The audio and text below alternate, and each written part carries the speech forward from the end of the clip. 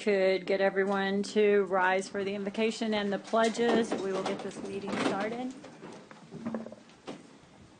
And Commissioner Mottes is going to lead us in the invocation.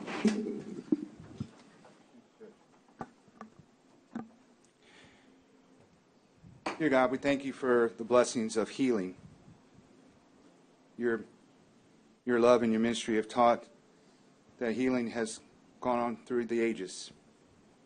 And we thank you for being blessed to have a community with such an abundance of healers, of people who, through their faith, through their blood, their DNA, Lord, that they heal us and they provide us comfort and they provide us guidance to help live better and healthier lives and to repair us when we're broken. That is something valuable that cannot be replaced, and that is something that is essential for all communities to be vibrant. We thank you today for this opportunity just to begin discussions on a very important topic.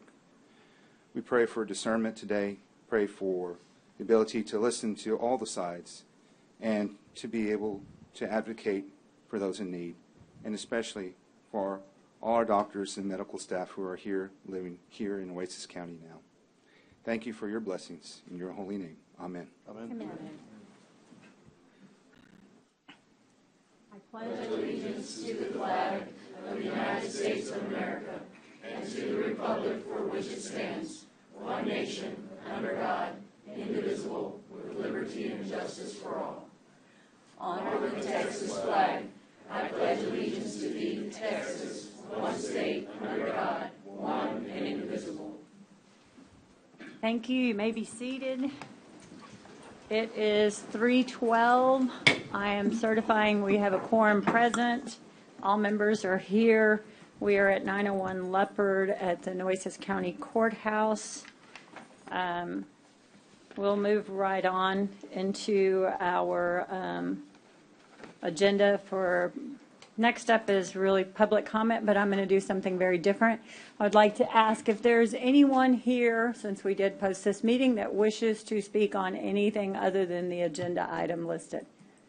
If we have none, then we're going to come back. Don't worry, you're going to get your opportunity to speak, but we're going to do things a little bit differently. We have a couple of presenters, and then I will go through the individuals who have signed up to comment.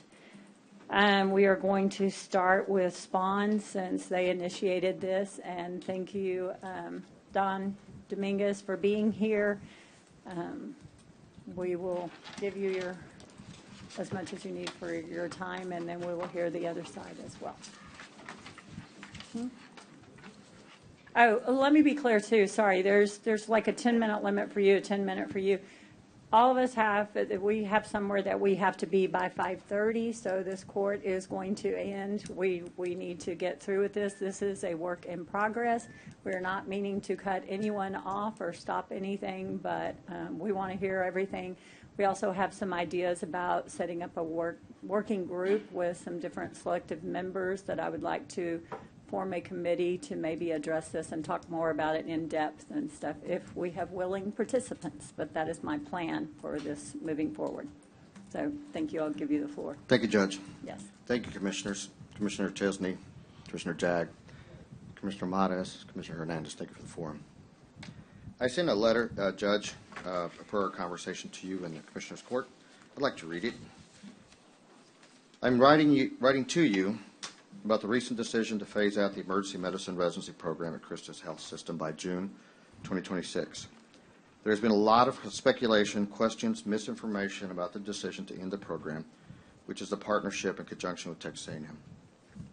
I want to assure you, the residents and the faculty, our associates, and our community that the decision to phase out the program was made with thorough consideration of our community's needs and the ministry's available resources to serve those needs.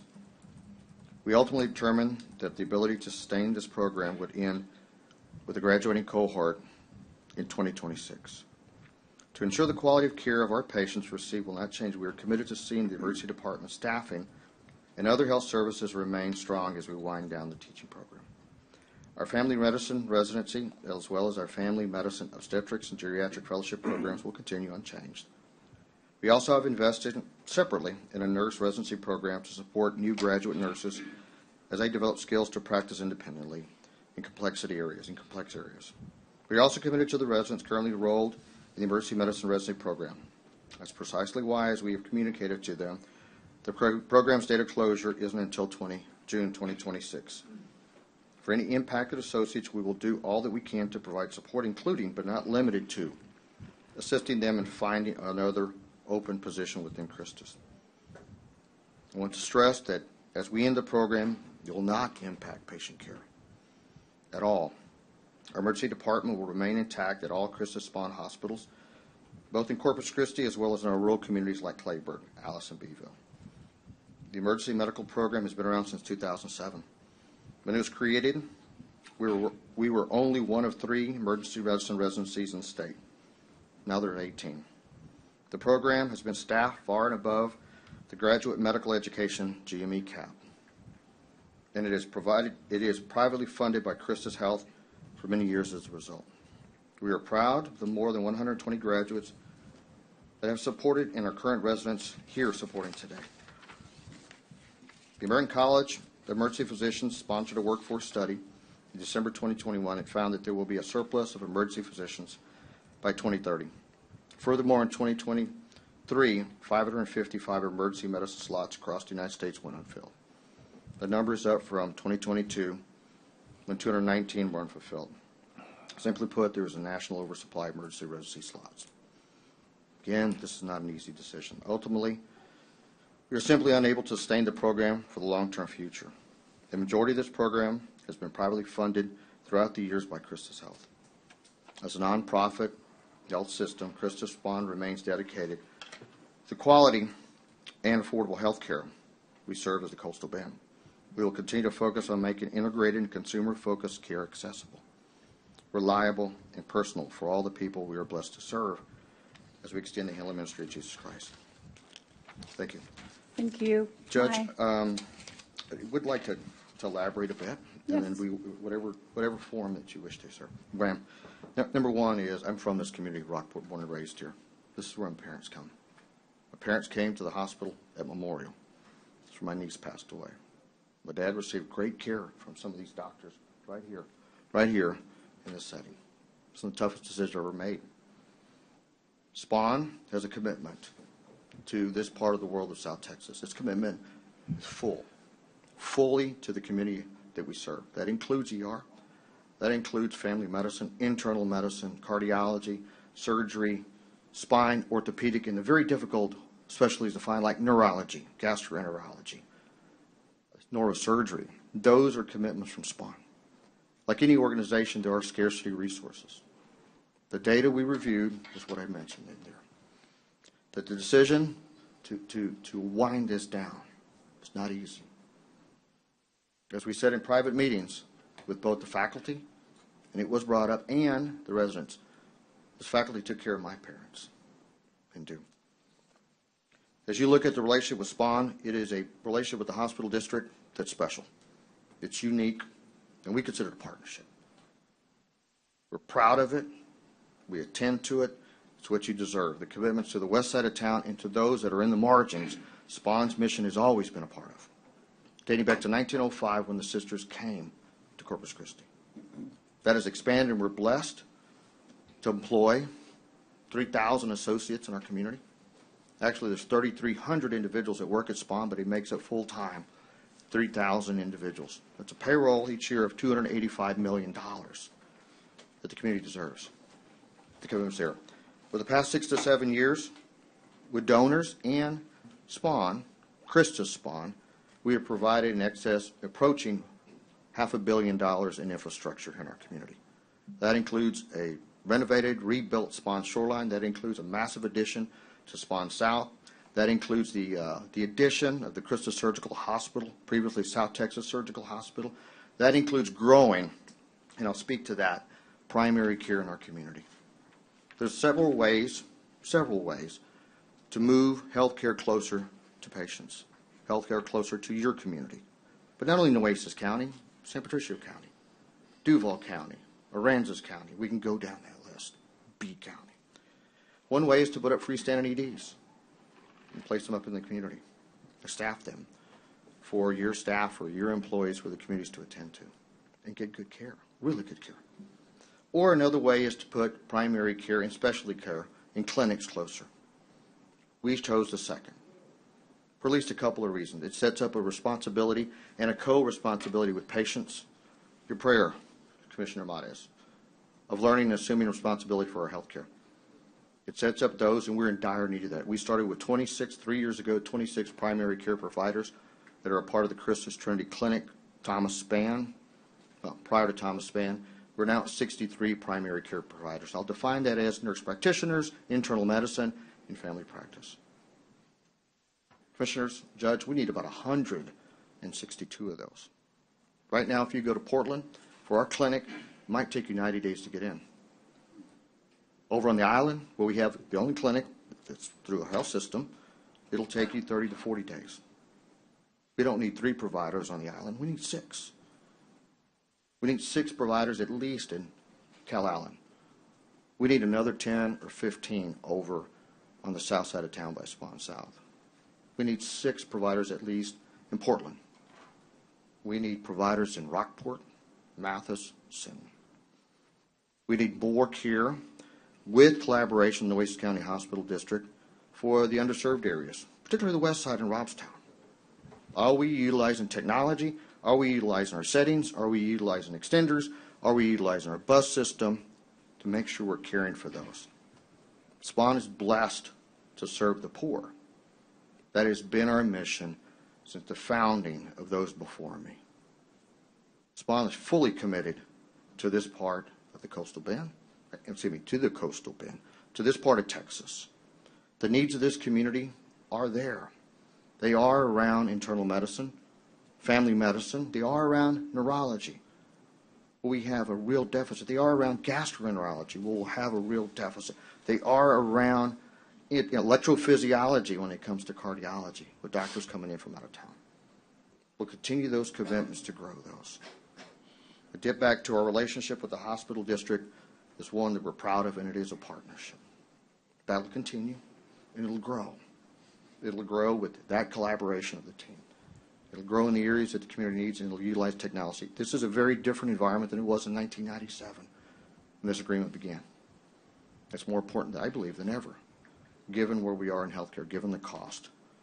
The cost of seeing a patient, the cost of seeing a doctor in a primary care clinic pales in comparison to the cost to the residents, to employers of going to an ER. We have made the commitments in the ER setting, for the best care around. There are 4 large ERs in town, 2 by Spawn, 2 by HCA, 1 has a residency program.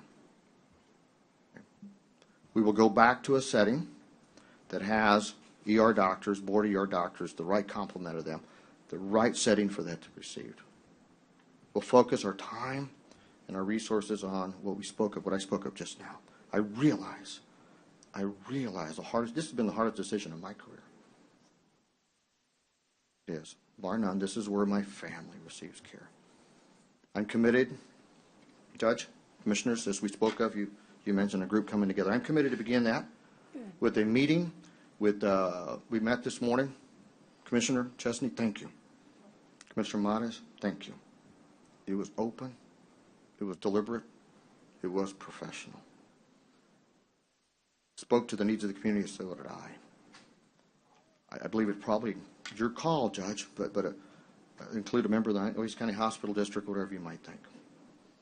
There has been information posted on social media that attacks me personally.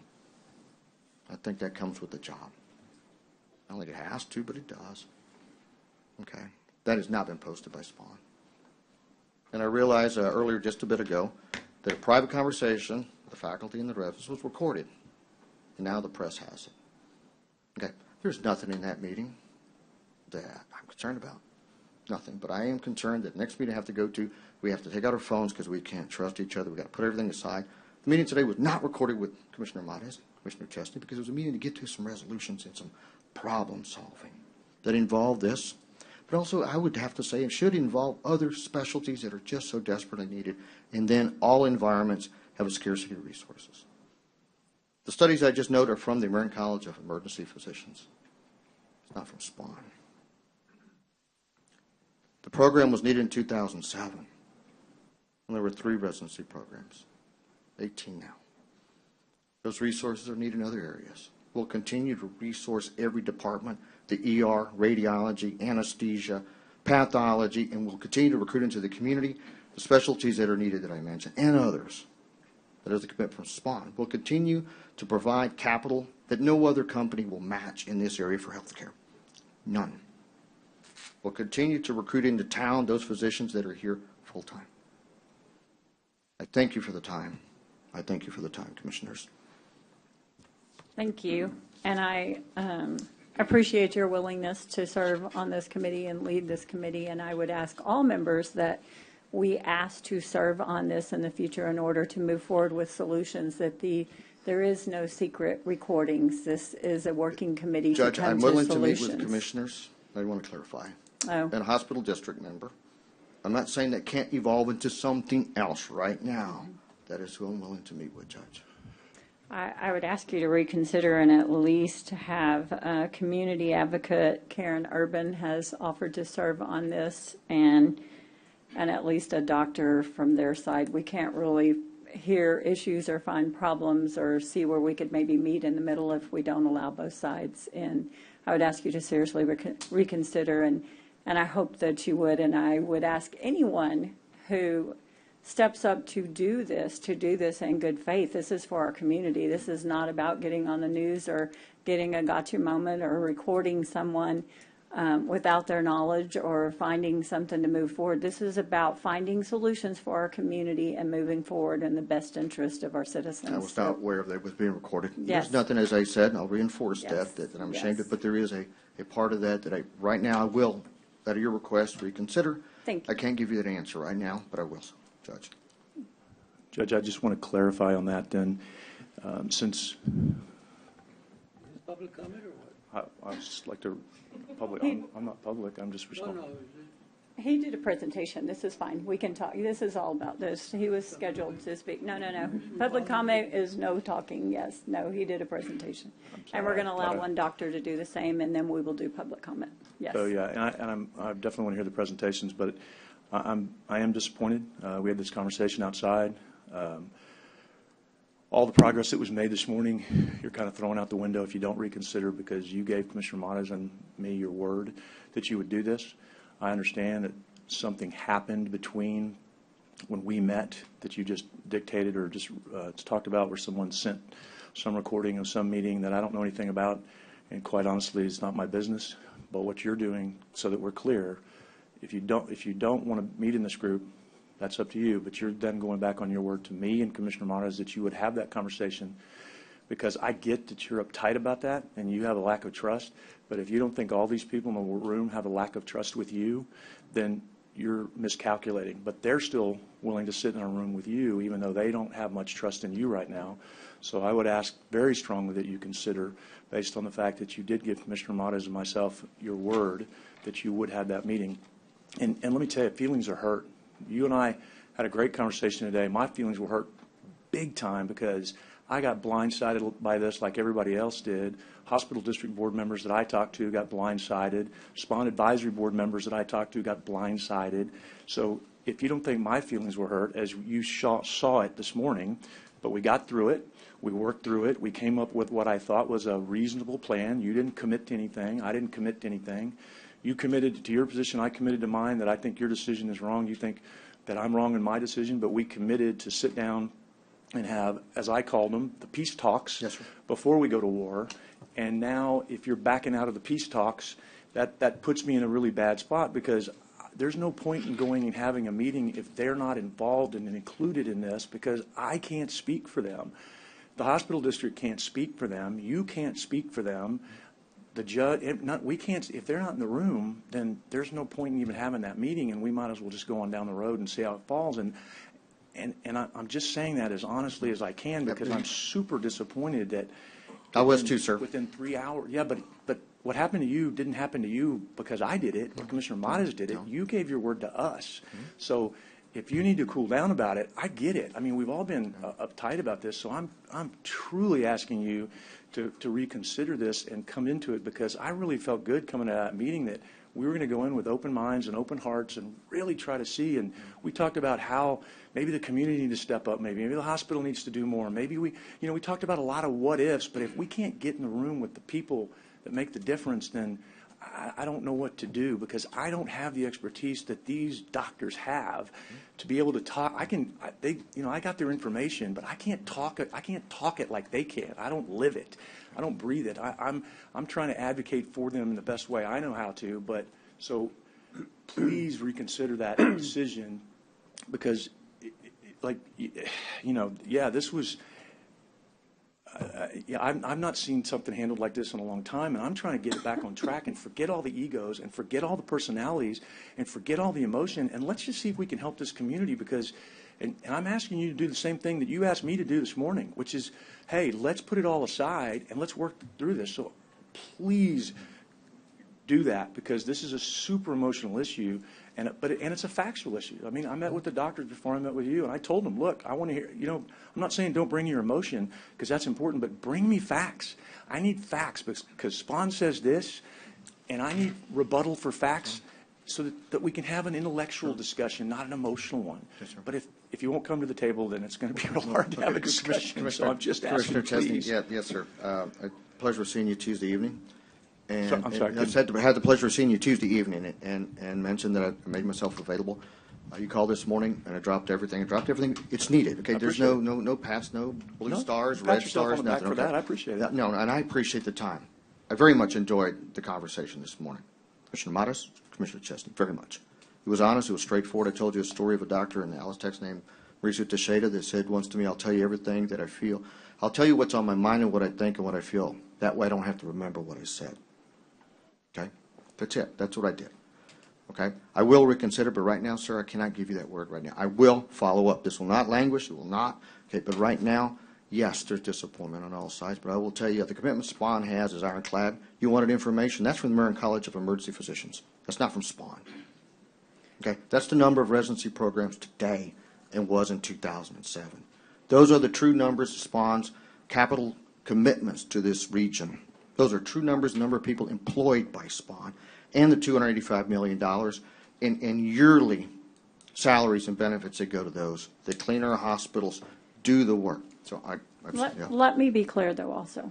This committee is going forward. We would love to have your input. I believe it is vital to have your input on it. But we are going to go forward with this committee, and you are not there, then Spawn is the one losing out with the information that they can't share. Judge, thank you. Commissioners, thank you.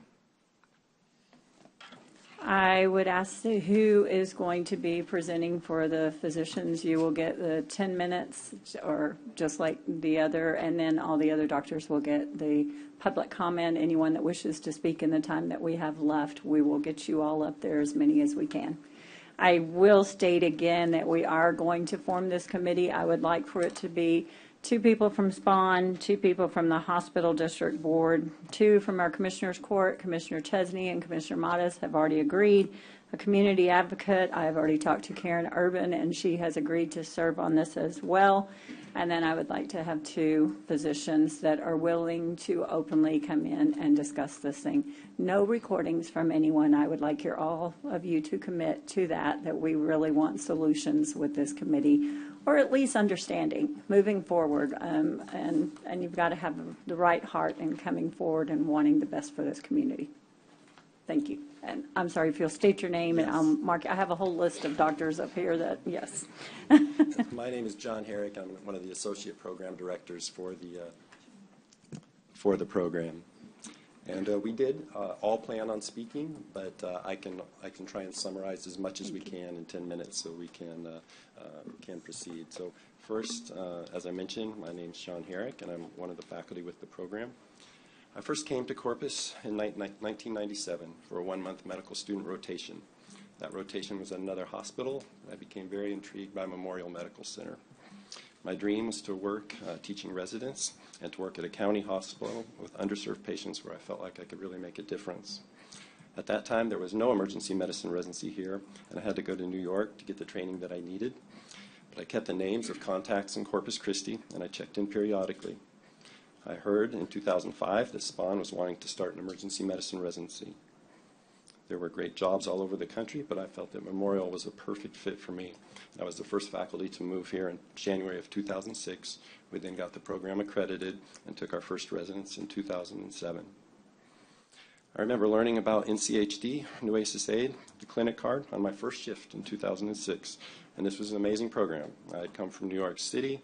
I'd been in Ohio. I'd never seen any program that captured so many vulnerable patients and gave them care. They usually fall through the cracks.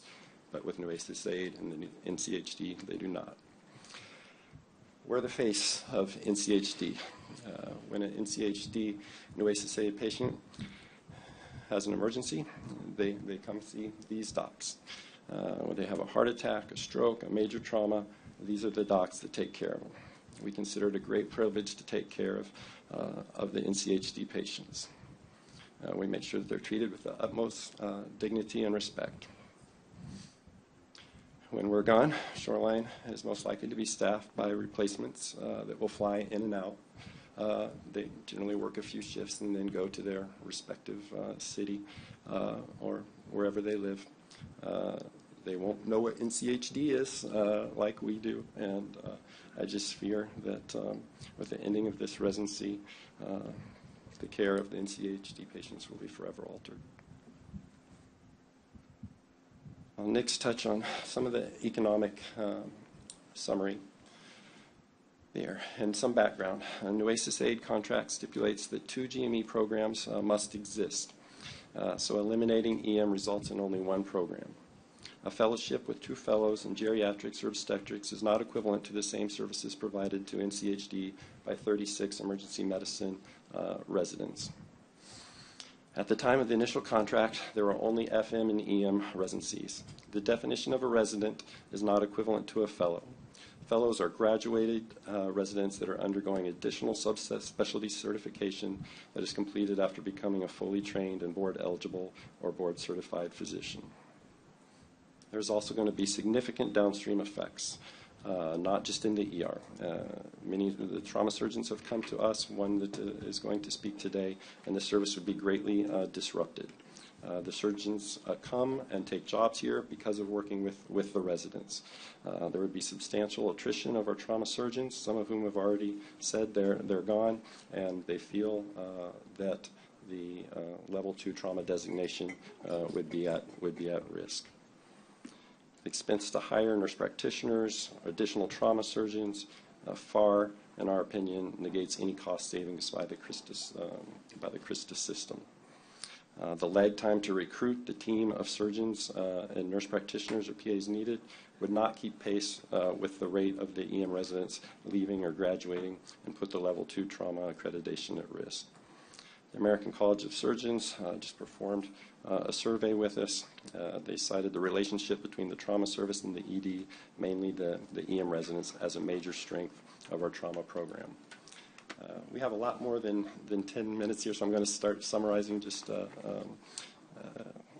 freelance. One of the other things that just came up is that the residents will not, no one will have to leave. They will go through 2026.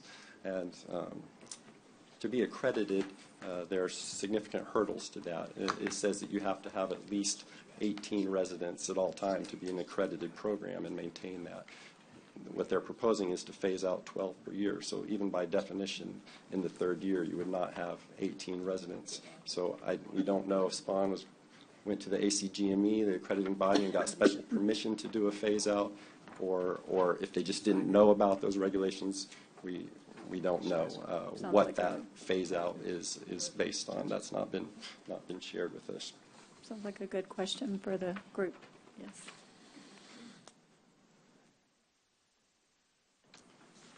Community impacts.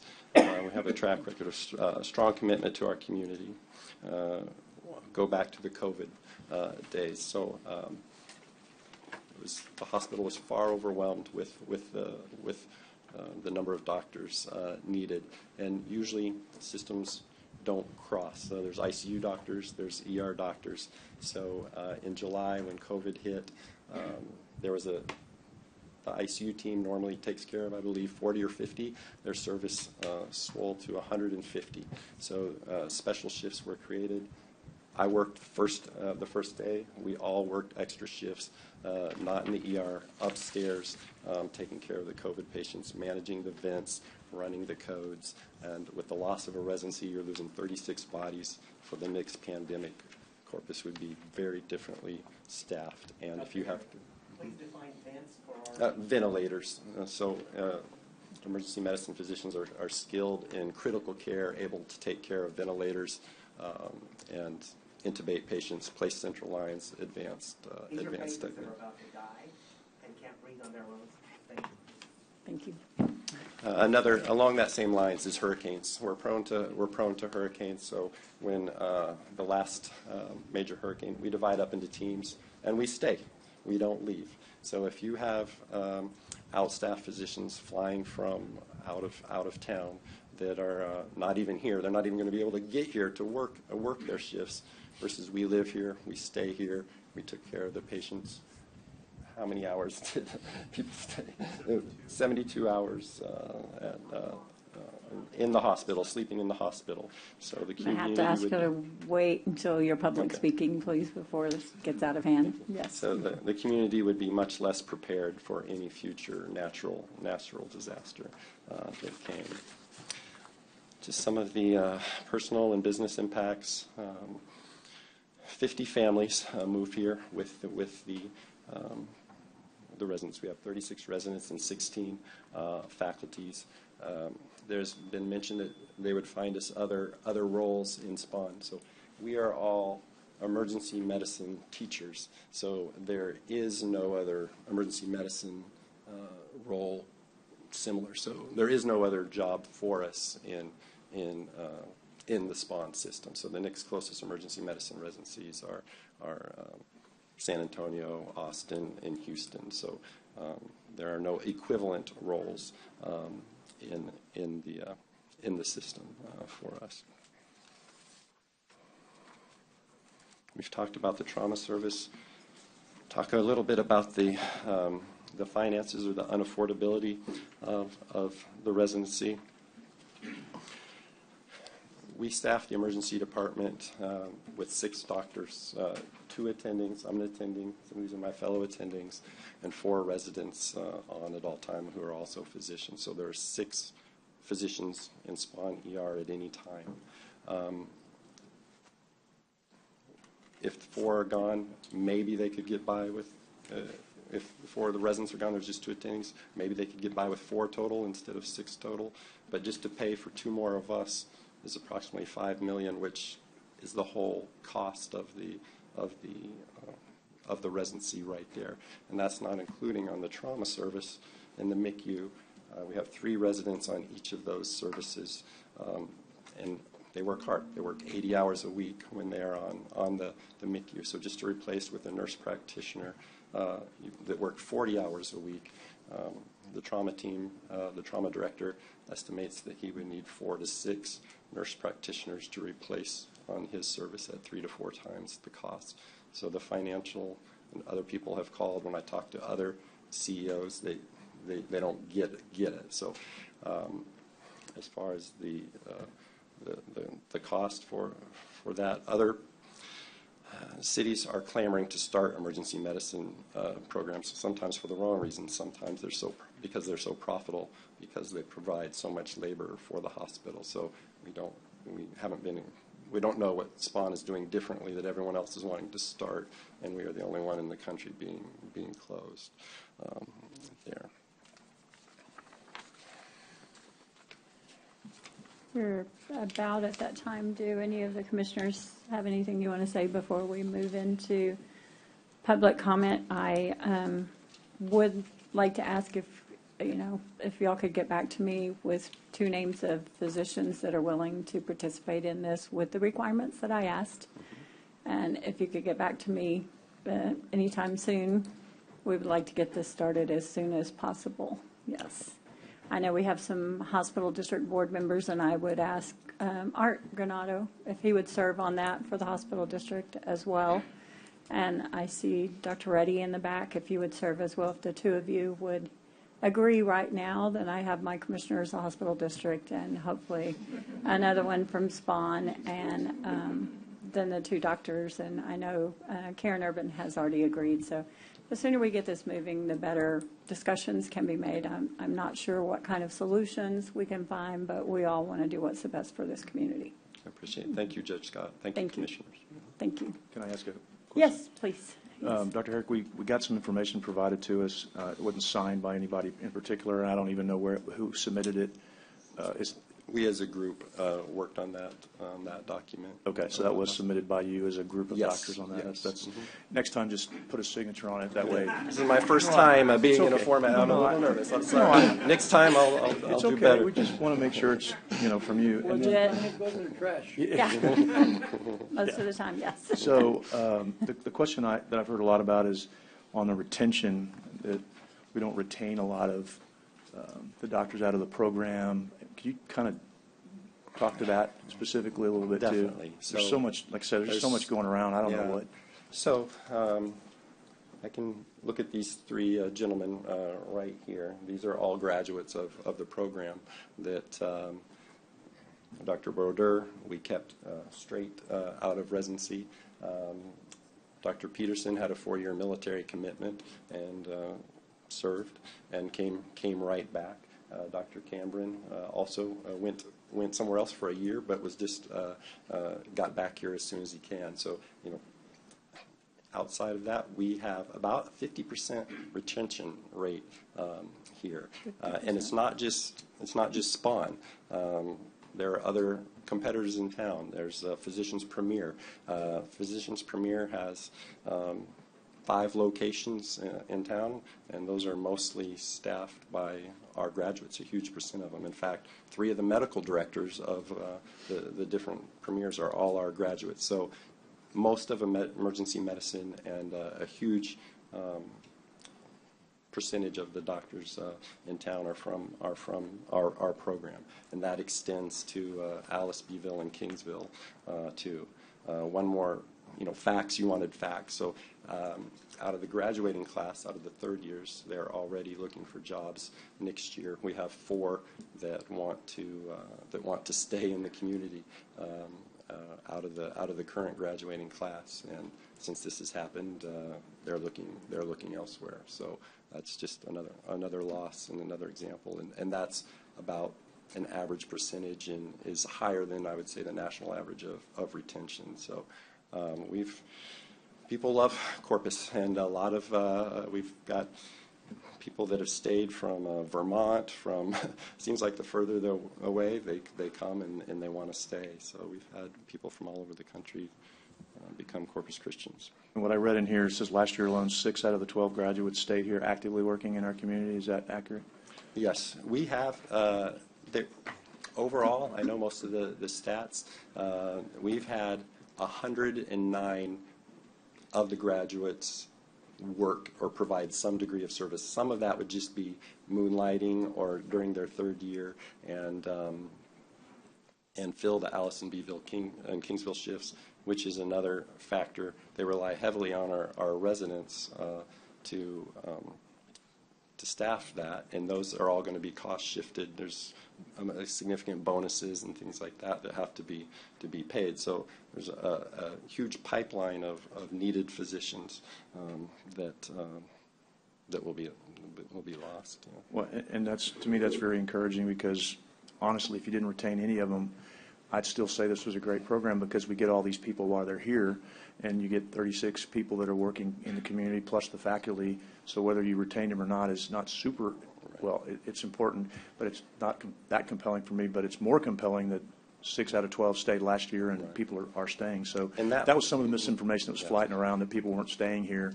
Unfortunately, that's why we're doing this, is to try to get the truth out. And that would be the norm. So let's say the markets are tighter in Austin and places like that. So people may just go for training and not retain, because in the San Diegos and the places with great weather and people are just allowed to come and train, and then they have to leave because there's no spots. The fact that we retain any physician shows that there is a need here for the physician. So the fact that we have been able to, we have positions for 4 waiting shows that there's great need for that. And I can speak to, that ACEP study that was just quoted as trying to use, that's the American College of Emergency Physicians. So our specialty was hurt. They predicted that there might be an oversurplus. So that came out in 2019, I believe, is when that study came, and they said there may be a great surplus of emergency medicine physicians. They've already taken that back. What they didn't account for was such a high rate of attrition of physicians in COVID.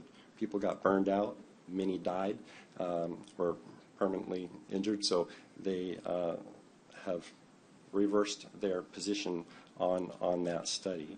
Even in our own class, we did see a reduction last year in a slight number of applicants.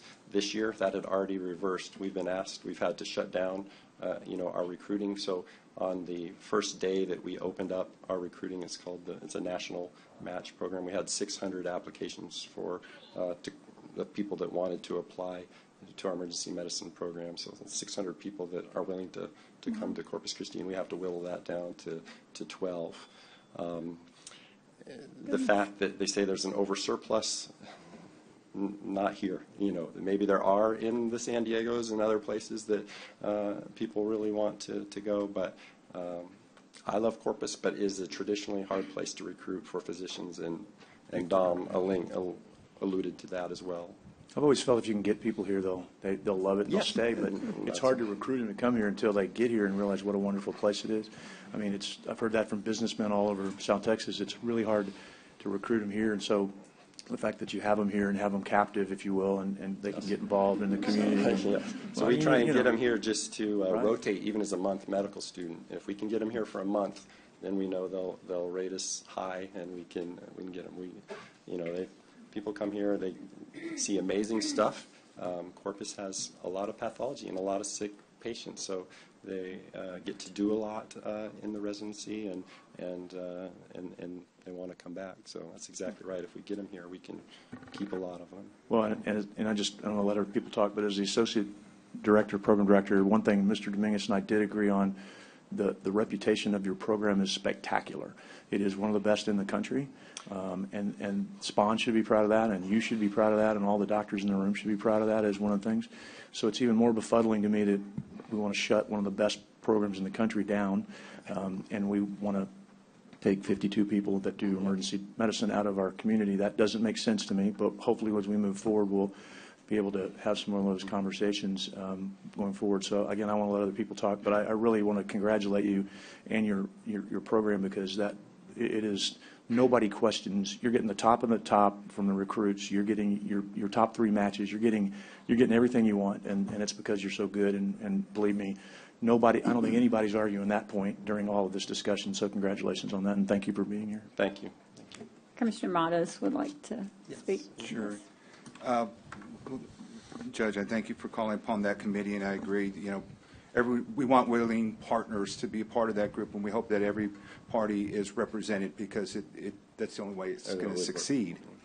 I will say this publicly so that we don't forget that there are funding sources that we have locally, obviously through the Nueces County Health District, and we appreciate their partnership that have helped us throughout the years with the county's budget. But also, is there a way that we can look at incentivizing recruitment, maybe the program itself, right? We don't know all the details yet. We know some of it's proprietary, because it's a strange mix of having a non-for-profit hospital working and doing the indigent care. So that's our part, that's our buy-in, that's our commitment to the community. But I think of my time,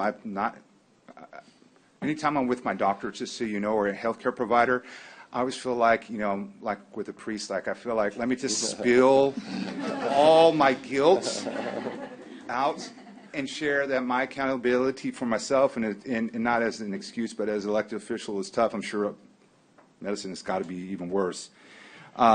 So you do things that, you overeat, you do things, you don't exercise because you're meeting early, you're meeting late, you don't do a lot of things that sneak up on you. And so I've been in those beds at Spawn Shoreline. My family members have been there, lost family members there. And the quality of care that y'all provide is remarkable. And I can imagine how y'all survived during COVID. And I always thought that would be the toughest test that we found. And it's unfortunate that this decision has been made. But I always try to be optimistic in that we have this discussion today to be able to move forward. I thank the judge for calling upon a committee to come together. I think of my daughter, who's a student at UT right now, who one of their calls in one of her classes, which I don't even know what kind of biology or chemistry class she's taking. She's so brilliant. She's looking at medicine or research, and they're talking about finding the new set of, what is it, antibiotic-resistant drugs or whatever, right? Something like that. She told me, and it just went right over my head. I want her to come back one day, and if she goes into medicine, I think this would be a great place to start, and hopefully to be with close to family. But, in looking at this, I feel that we are taking the right steps, right? We cannot be the only part of the solution, but we can be a great part of it, right? So I hope that today, with this call to action that we've had from the judge, from the majority of the court, from our partners here, that we're going to make it happen. And so this issue is not going to go away. We're going to continue to discuss it. Hope is a great thing, and I hope that this will help with our recruitment, our retention, that we don't lose anyone. Because I agree, we have a beautiful community, and if you have any visiting physicians, only bring them between right now and April, right? We know that they will dread the summer, but that's something totally different, right? But thank you all for your work, and you have my commitment to be on this committee. Thank you, Judge, to put all our effort into trying to find a solution. Thank you. I assume if the talks do, and I hope they do happen, we're a reasonable group. We are willing to negotiate and compromise where needed and do all that in good faith. I can assure you that. Thank you. Thank you. Thank you all for being here. And huh? Can I say something? Oh, yes, I'm sorry. I didn't know you were. Well, I mean, it's ironic that we talk about communication with each other in big groups, and well, we have the same problem here because there's only 5 of us, and I didn't know we had a committee. So We just formed it just now. This is not formed before today. Yeah. But anyway, I just want to let you know that just communications are both ways, right? And I really care for residency. I really support it. But I look at both sides too, right? It's not just a one-sided thing. We can blame where we want to blame, but it's 2 sides to everything. Everybody has a story. I wish I would have had all you guys support the Hector P. Garcia when we were doing the Hector P. Garcia. That's what we needed, you guys, to support the Hector P. Garcia. You did. I was at the ribbon cutting. I was there. Well, cut the ribbons not. When we had the fights, very few of you were there when we had the fights. And that's the indigent care. That's where I really would. To me, my passion is the indigent care with the hospital district.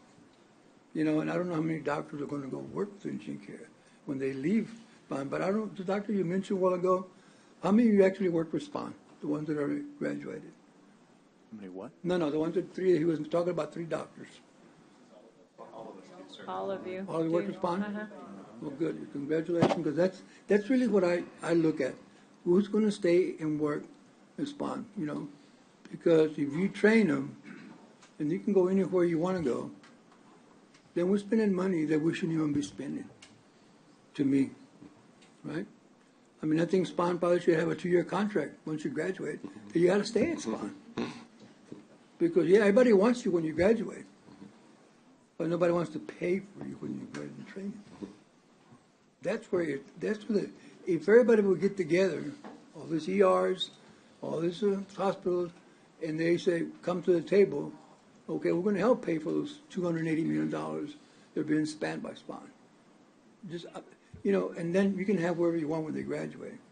I'm just looking at both sides here, because I think when they graduate, they should have an option, but I always say we should have a contract when they graduate to stay there at least 2 years. We lose police officers like that. We'll lose sheriff's officers like that because we train them and we lose them.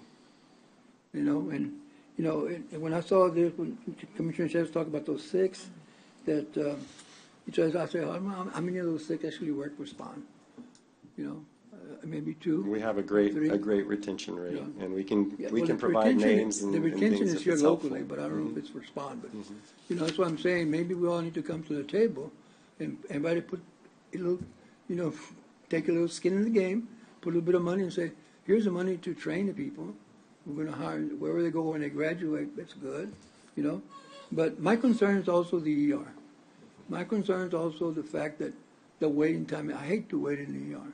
I Absolutely. hate to wait. So And I know it makes it easier with the residency, but if Spawn is committed to hire 3, 4 more doctors, and it's a commitment, I'd like to hear that too, to see what their commitment is.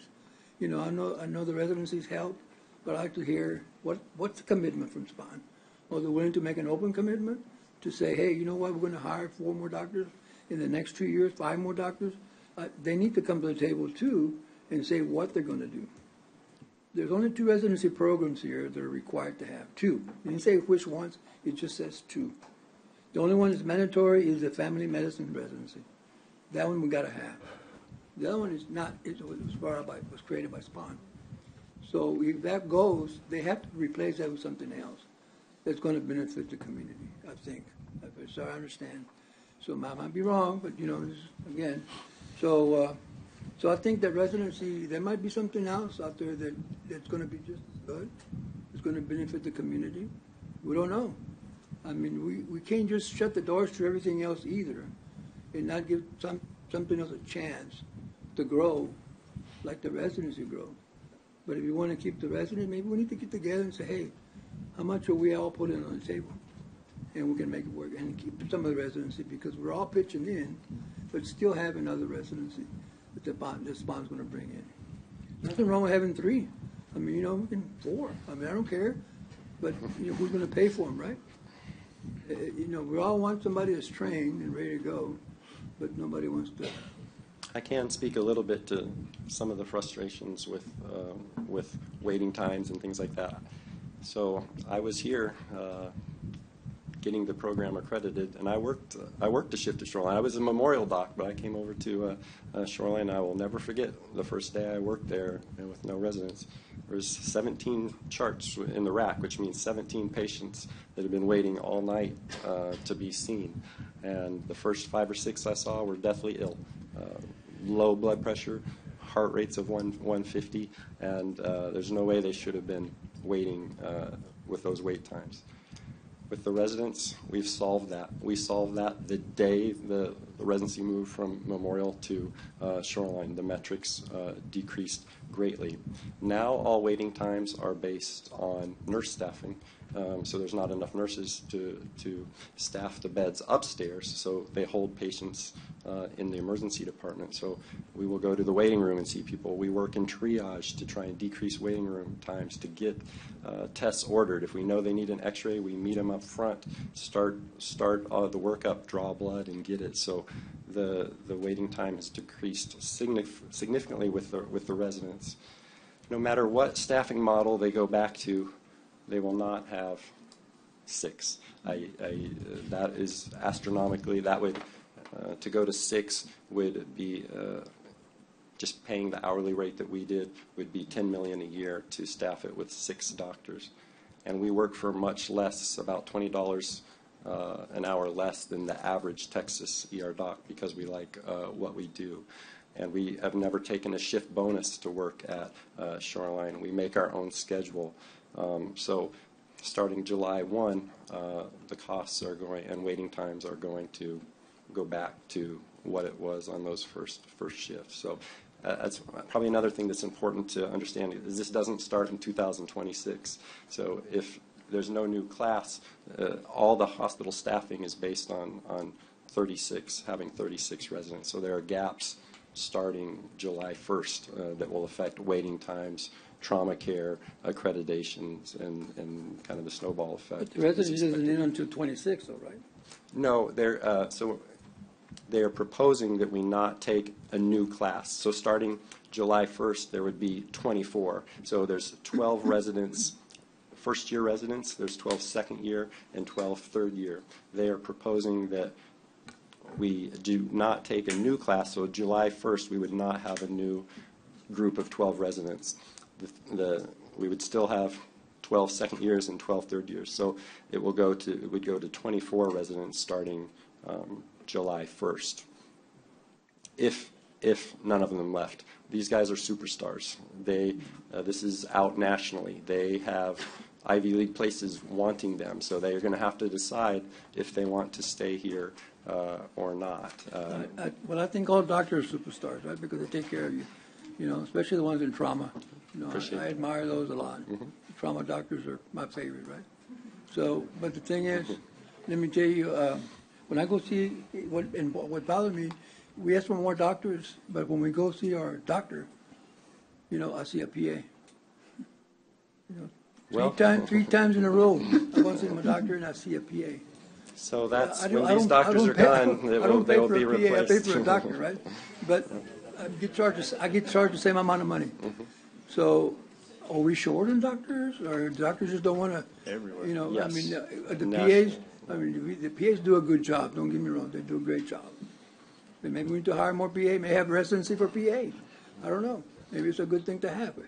Everybody's using those PAs now. We work with we call them nurse practitioners or PAs in PPAs, but that's what who these docs will be replaced with, just from financial realities. You can't afford to replace a resident doc. Nothing wrong with that. that. Nothing wrong with the PA. So, anyway, that's. I'm sorry. Judge, thank you very much. I appreciate it. I just hope I can work this thing out, Judge, and I don't think we have any. I don't know why we even have a committee other than just talk, because, I mean, we can't tell Spawn what to do. We can't tell the doctors what to do. We don't have a contract with them.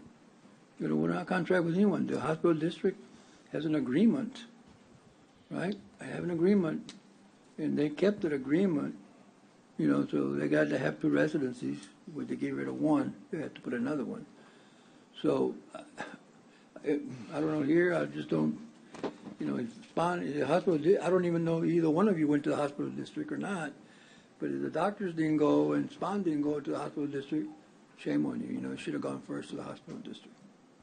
So, okay, thank you. Thank you. Commissioner Hernandez would like to speak first, and then we're going to get everybody started on the public speaking, 3 minutes each. Yes, Judge, for the sake of time, I just want to say that I like the idea of forming this committee, and thank you to the gentlemen that are volunteering to participate. The faster we get this committee going, the better it'll be for the community, so we can get things done right. Thank you, Commissioner. Thank you. I am just going to start down the list, and you will have 3 minutes. When you get up to the podium, please state your name and address. I have this list that was emailed to me. I assume this list wishes to speak publicly as well. I don't know where Peyton is, where I got it, I assume. We'll start with Dr. Sandra Williams.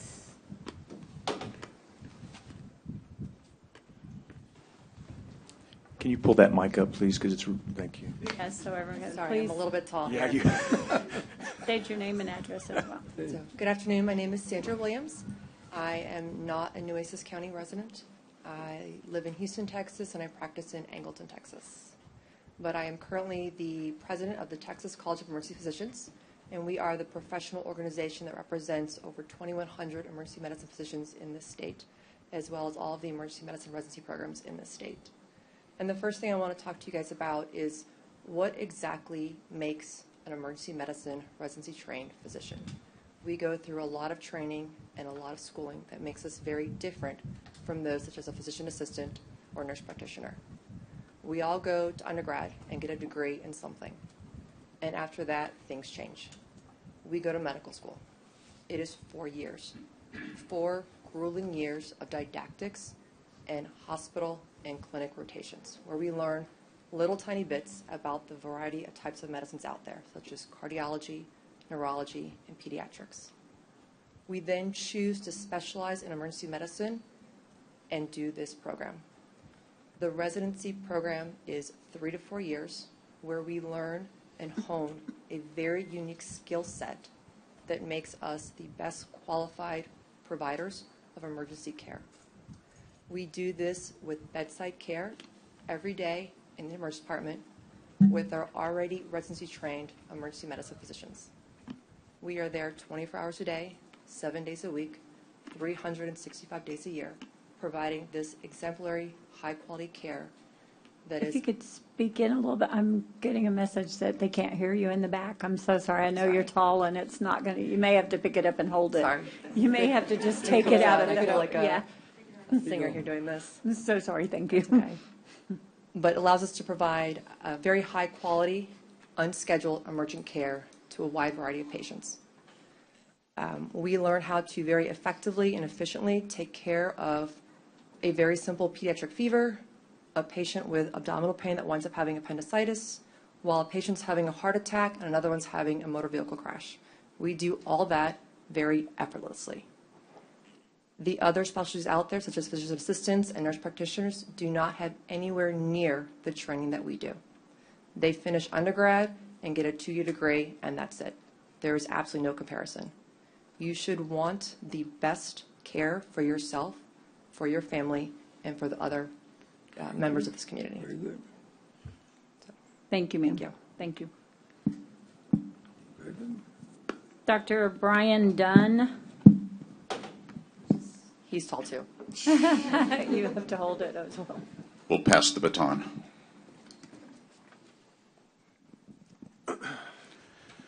Honorable members of the court, thank you for the opportunity to address this most important subject. My name is Brian Dunn. I live in Boerne, Texas. I'm residency trained and board certified in emergency medicine. I'm currently the medical director of the emergency department at Connolly Memorial in Floresville, as well as chief of staff of the hospital. I'm also secretary of the Texas College of Emergency Physicians. I've been in practice for over 30 years in every setting, from a level 1 trauma center to remote sites on Indian reservations. I grew up not far from here in Hebronville and Kingsville. My dad was in the Border Patrol and my parents still live in Kingsville. My father and older brother were both born at Shoreline Hospital.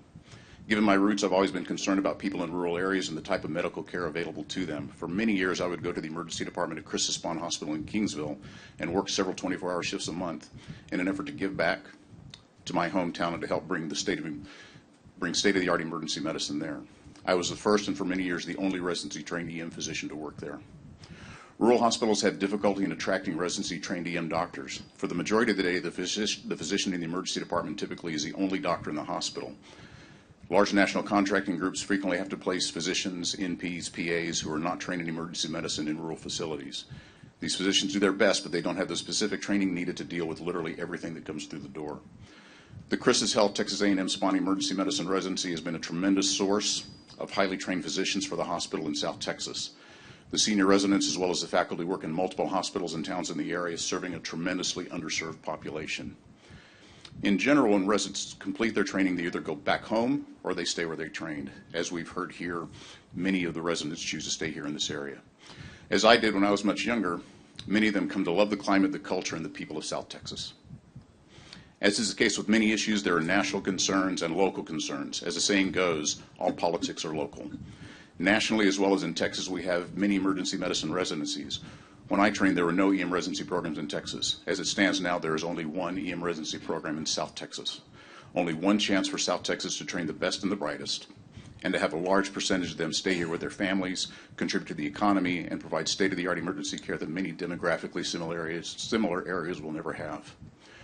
Over the years, as my parents got older, when they contacted me with a medical question, and I knew they needed to see someone right away, I directed them away from Spohn-Kleberg and had them come to Corpus, knowing that the likelihood of them seeing an EM physician in Kingsville was very low. My dad is now 90 and experiencing many of the things that 90-year-olds do. I'm now perfectly comfortable with them going to the ED in Kingsville, knowing that the majority of the time, a trained EM physician from this residency program will see them and will do what I would do. I'm sure you want the same for your communities, your friends, and your families. If this residency program is in jeopardy due to economic or financial concerns, please investigate whatever reasonable alternatives may exist to keep this priceless resource here in South Texas. Once it's gone, the prospects of getting one back will be very grim. Thank you. Thank you. Marilyn Brodeur.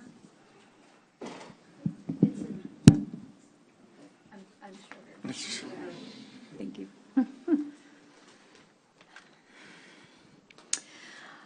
I'm Marilyn Brodeur, 600 Elizabeth Street.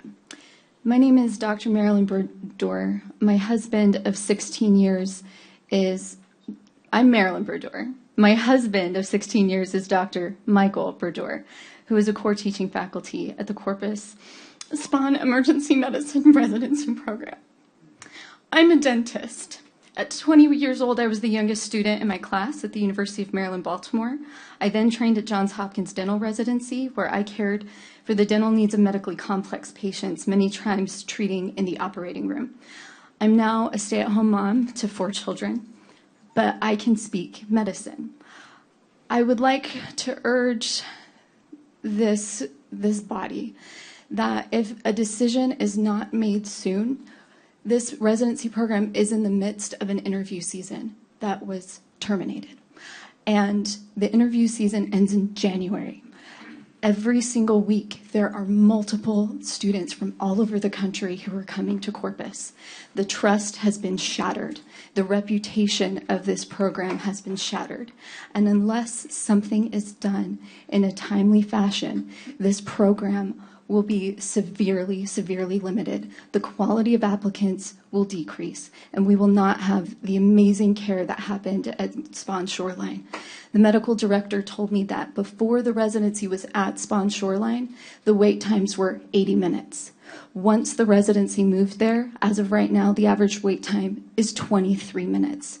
The admit rate at Spawn Shoreline is 60%. That means those patients are so sick they can't go home. They have to stay in the hospital. 60%. The average across the United States is 15 to 20%. These physicians are so needed in this community. And frankly, it is terrifying that Spawn would make this, in my opinion, extremely reckless decision to completely kill this program. These residents will leave unless a decision is made soon. If this program is not restored in a timely fashion, it will die. These residents make under $15 an hour when they are working in the ICUs. Why are these 36 salaries such an onerous burden to bear when Christus Spawn employs over 3,000 people? We heard that directly from the CEO. What about these 36 salaries is too much for Christus Spawn? Why were bonuses announced on Monday?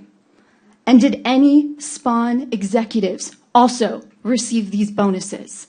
It seems like there's a misrepresentation to me of the money. Thank you for listening to my comments. I'm going to ask you to please don't do that. Please no clapping or commenting out loud. This is Avery Tomanek.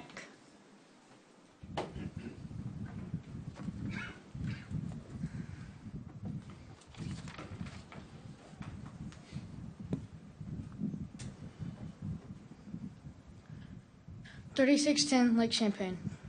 Hello, my name is Avery Tomanek, and I am in 7th grade, and I attend school at River Hills Christian Academy.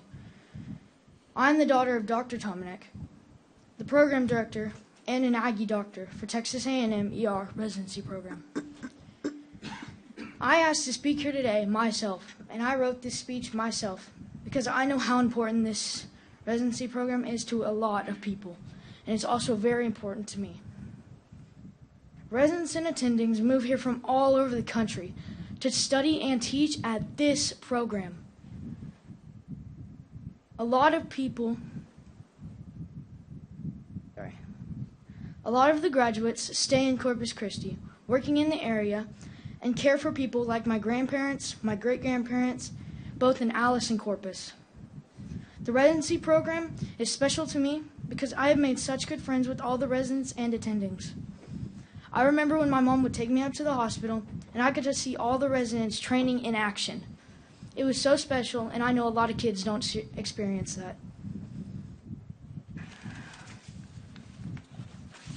Here in my hand, I hold over 3,000 signatures that signed our petition to save the residency program.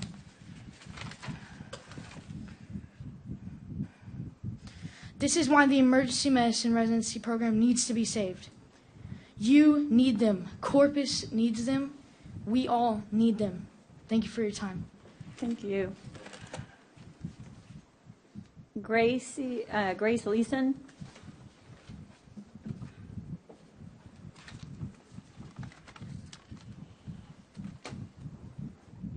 Hello, Judge Scott, physicians, families, and friends. Thank you for allowing me to speak today. My name is Grace Leeson, 4926 Greenbrier Drive, Corpus Christi, Texas, 78413. I am the daughter of 2 emergency medicine physicians. My parents' brother and I moved to Corpus Christi, Texas in 2008, where my parents found their dream job. My earliest memories in the city are related to my parents and their job as doctor-teachers. I began elementary school at Incarnate Word Academy. I remember my parents presenting talks to my classmates on career day. While I don't remember exactly what they told my peers, I do remember the incredible sense of pride that I felt as my parents stood, dressed in white coats and blue scrubs. To this day, I am overwhelmingly proud of my parents. As I grew, my interactions with the residency program increased. My family frequently brought my brother Drake and I to the hospital for what our family calls the trade-off. We would sit in the doctor's lounge and watch cartoons on Channel 44 while our parents relieved each other from shifts. When my parents led resident class, my brother and I volunteered to serve as ultrasound models for the practicing residents. Why did we let doctors poke our tummies and look at our guts? Because these doctors are superheroes. They save lives. They care about us, and we want to be close to them and help them in any way we can. I shadowed physicians at Christian Spawn throughout middle and high school. Last summer, I was a research associate at Christian Spawn, where I assisted residents in completing research designed to improve healthcare in our community. Inspired by the mission of Christian Spawn residency program, I am pursuing a career in medicine. I'm a sophomore at the University of Notre Dame in Indiana. I'm double majoring in English and pre-medicine with a minor in compassionate care in medicine. I study English amidst medicine because I value effective communication in healthcare. I'm minoring in compassionate care in medicine because I value justice for all patients. The closure of the emergency medicine residency program will be a grave mistake. The physicians involved in this program care about this community. They are incredibly successful, intelligent, reliable, and selfless. They have provided care to Corpus Christi amidst Hurricane Harvey, the COVID-19 pandemic, and the freeze in 2021. These people want to continue to serve us through healthcare. Let them continue to take care of us. The emergency medicine residency program is a family. They care for the community and they care for each other. Please do not tear this family apart. Please do not tear my family apart. Please do what is right for this community. Thank you for your time. Thank you. Dr. Craig Peterson, or I think it's Peterson, yes, sorry. Yes. I suspect I'll need to pull out the... Yes. Thank you for allowing me to address you today. My name is Craig Peterson. I live at 15630 Gypsy Street. The views I'm about to express are my own. They're not the views of Christus or CS Partners. I'm an emergency physician and attending and core faculty within the emergency medicine program at Christus Pond Shoreline. I'm privileged to work with amazing people in that ED. I'm here to tell you that the abrupt and, in my opinion, unwarranted closure of the emergency medicine residency program at Christus Pond Shoreline is a spectacular tragedy for the future of emergency care in Corpus Christi and the Coastal Bend. In 2011, my wife and I took a chance and moved to Corpus Christi from Fort Worth for the last 2 years of medical school. This program easily became my top choice. I received an amazing education here, and I was honored to serve in the role as chief resident. After residency, I went on active duty with the Air Force, and my wife and I and our brand new baby moved to San Antonio, where I trained residents at Brooke Army Medical Center. When I described this program to them, I would regularly hear terms like unicorn or hidden gem. I never disagreed. I enjoyed success there as an educator and was named Faculty of the Year twice in 4 years at BAMC. After deploying and completing my active duty service, I returned to this residency as soon as I can. For me and my family, the choice was easy. This program was clearly special. We moved to Corpus in May of 2020, just before the height of COVID. Hospitals across the country were reeling and failing. The emergency medicine residents here placed themselves in harm's way routinely. They cared for the most critically ill in our community. The emergency medicine residents were the ones in the EDs and ICUs, intubating and helping to provide oxygen to patients. They were holding iPhones so that you could talk to your loved ones when you couldn't visit. And sadly, they were holding the hands of those that passed so they wouldn't be alone. There are 15 faculty and 36 residents in this program, and we were stretched to the brink. Without the emergency medicine residency, the situation would have been even more catastrophic. Today, emergency medicine residents meet trauma patients in the resuscitation bay, acute stroke patients at the CT scan. They emergently deliver babies whose mothers have had no access to prenatal care. They treat your children at Driscoll, and they watch over the most sick and injured in the ICUs. They help staff our rural hospitals in this region, improving access to quality care for those underserved communities. If I become critically ill, I want to look up from the bed and see our team of physicians watching over me. I was so sure that I wanted to spend my entire career here that I helped my parents move here at the height of COVID and my in-laws a short while later.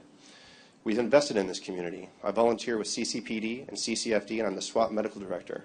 I train medics to save lives. Every year at Christmas, this program donates money to Mission of Mercy Free Clinic. My family is active in our church, and my wife teaches at my son's school. Our resident spouses are nurses, teachers, paramedics, and family physicians. I wasn't born here, but Corpus is my home. You are all my neighbors, and this residency is my family. Please help me save it. Lives depend on it. Thank you. Thank you. Dr. Michael Halpert.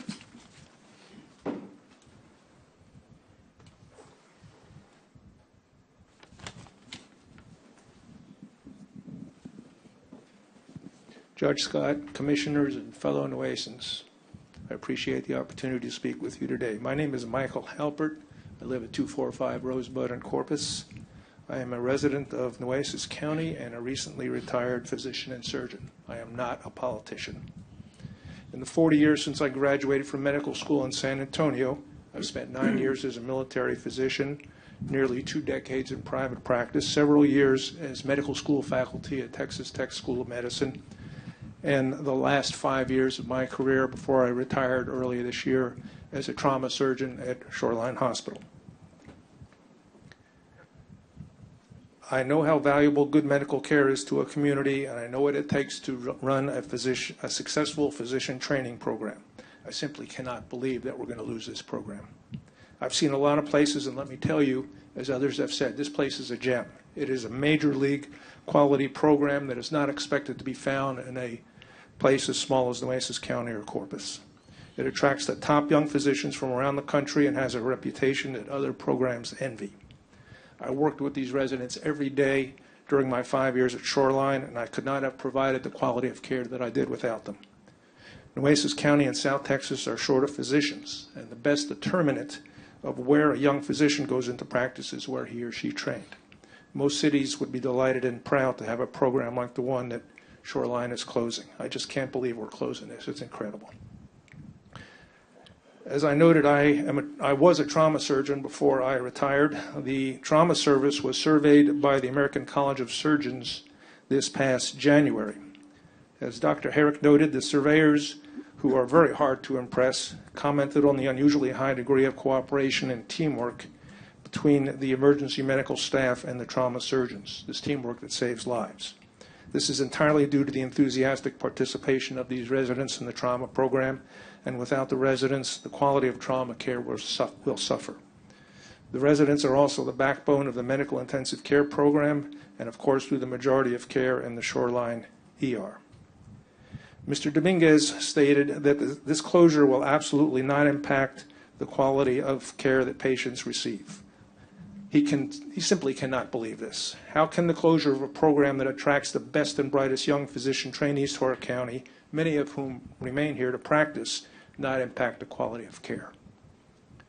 Judge Scott, commissioners, you have significant influence in the operation of Shoreline Hospital. Please do what you can to reverse this short-sighted decision by Shoreline administrators and preserve this vital resource for the people of Nueces County and South Texas. Thank you for the opportunity to speak. Thank you. Dr. Brooke Danbois.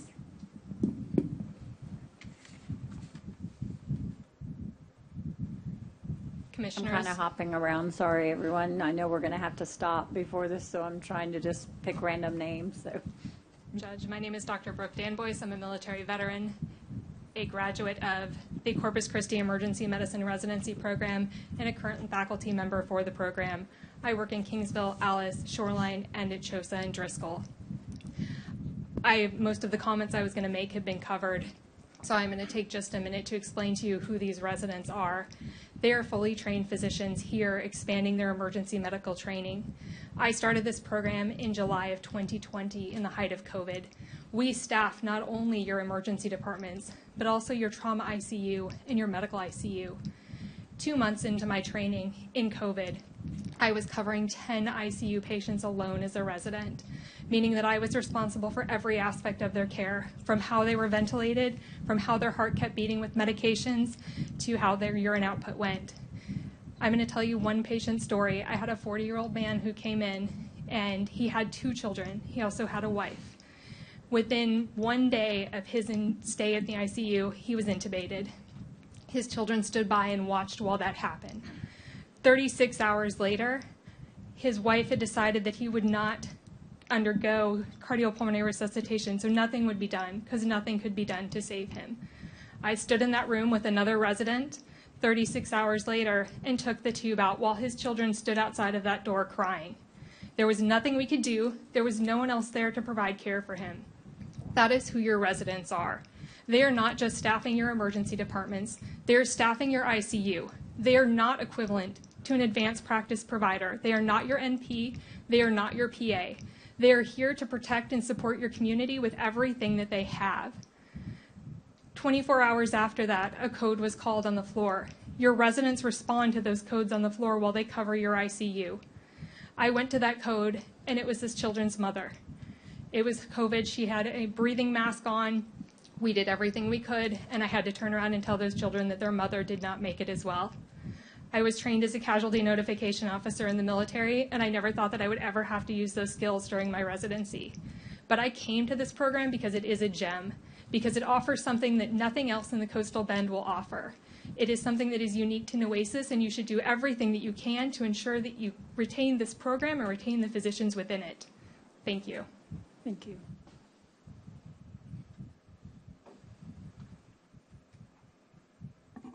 Crystal Trester?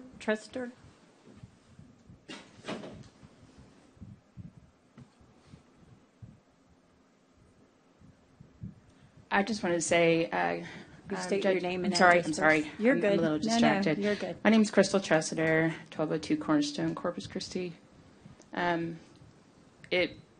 I just can't say how much it means to me personally that you would convey this session today. I don't really feel like I need to speak for our residency program. They have covered that. What I want to speak to you from is from my perspective, and this is my independent opinion, regardless of who keeps the bills paid in my home. But I started in EMS here in 1992 as a paramedic. I was here well before the residency program started. I had to sit and think. There was a time that when Memorial Hospital was here, regardless of what was going on, because of the esprit de corps and the moral compass of those folks that man those emergency rooms, of how they behaved. And then when the residency program came and the way that that blossomed into being able to provide that depth of care that has already been mentioned. I've done critical care transports in this city since then as well from these rural facilities. And to have those emergency medicine trained folks manning our rurals, think about how long it takes anyone to drive from Kingsville to a level 2 trauma center. I'm going to tell you, it matters. Those initial minutes of stabilization, I understand there's a divided focus and we need more primary care and we need more things like that and urgent care centers. But I'm going to tell you, not a single person in the EMS community is going to take someone there.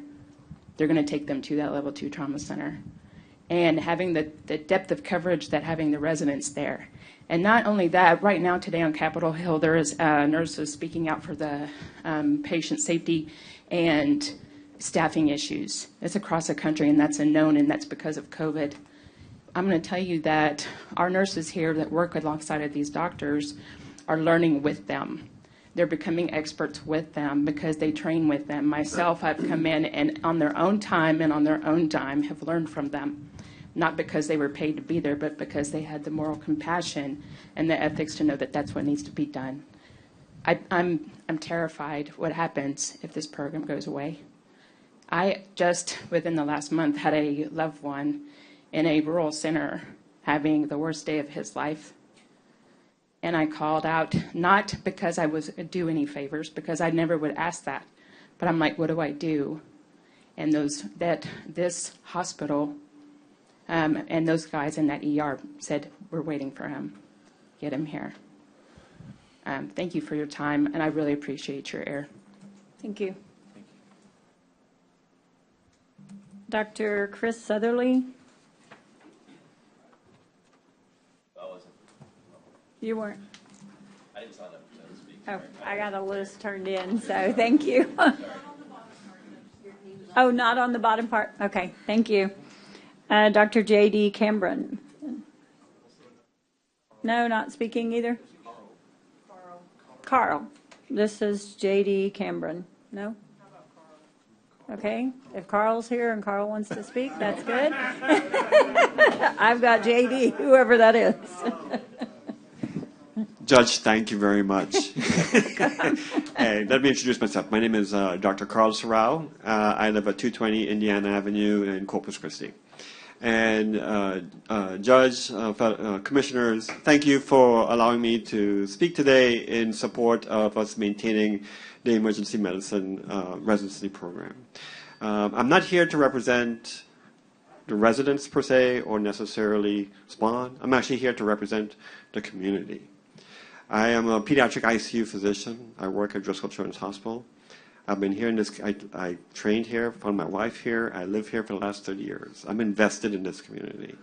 And I have seen the impact that this residency made when it first came into being in 2007. I've seen the impact on the children in this community.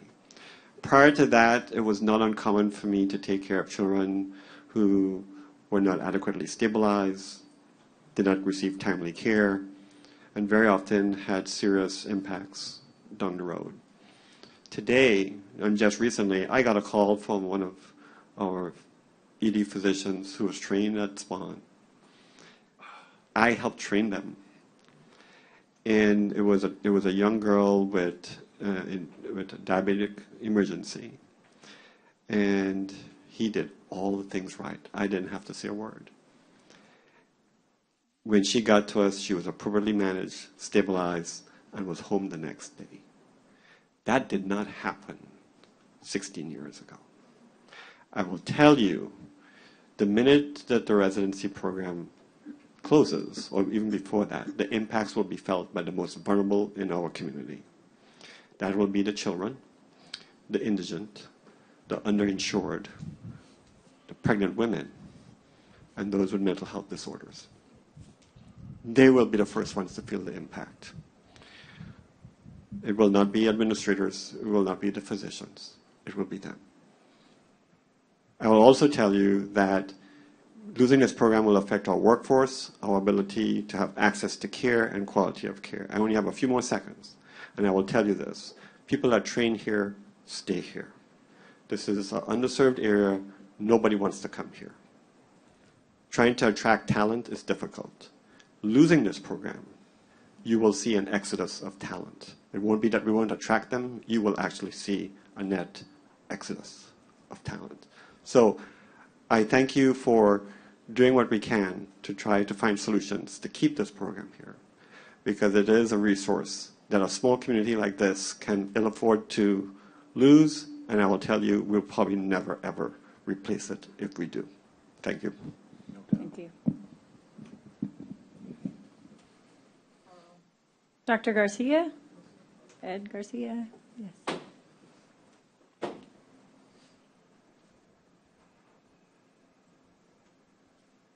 Thank you, Judge, and thank you to our commissioners. First of all, time is short, I'm going to be brief. I am so happy to hear that a committee is being formed to look into this problem. I'm not holding anyone at fault. I'm not going to blame Christus this or Christus that or people recording stuff or obviously I even got highly a little bit. This affects me emotionally also. I'm here to give you, Judge and Commissioners, I'm here to give you another little perspective. My name is Dr. Ed Garcia. I live at 1009 Delta Drive.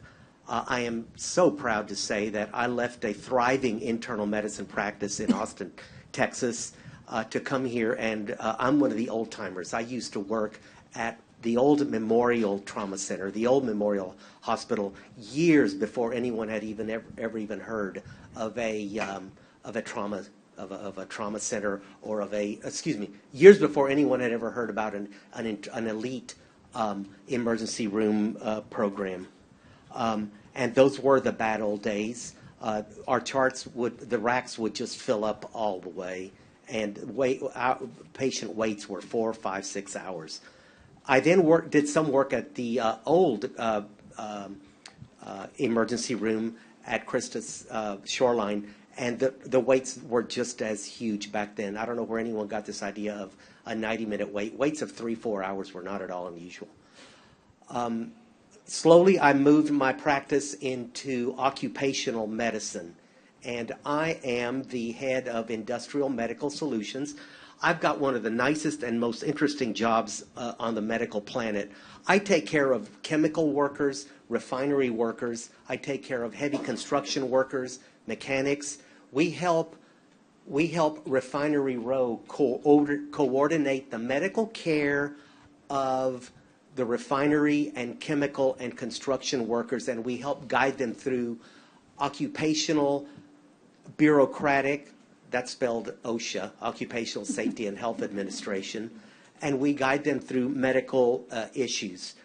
This emergency room and its high-class physicians are instrumental. But enough of me or enough of them. I'm here to represent the workers of where I work and other places. KOS Ingleside, Chemours DuPont, OxyChem, Valero, Citgo, Flint Hills. And these people need not a little old ER, and again, I'm reading from my notes. They don't need a little old ER that we had before. They need a state-of-the-art, sophisticated, cutting-edge, spirited learning environment where they can get the best medical care. Refinery Road deserves nothing less than that. Thank you. Thank you. I'd just like to point out we've had a few other elected officials come through. I know we missed Councilman Mike Plessley was here, Councilman Roland Barrera was here, so it's very important. And we just had Judge Klein walk in back there in the back. So just to let you know how important this is to our community and how involved these other individuals are and want to be here and hear your concerns as well. So thank you, Judge, for joining us as well. Next up, let's have Dr. Simmons, Michael Simmons.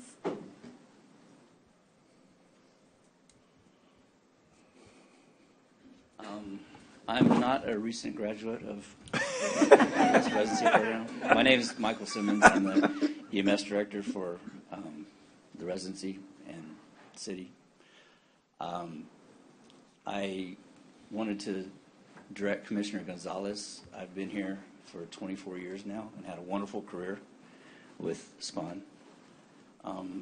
Between Dr. Herrick and I, from the old Memorial days, I have seen thousands of NCHD patients and know several of them by their first names.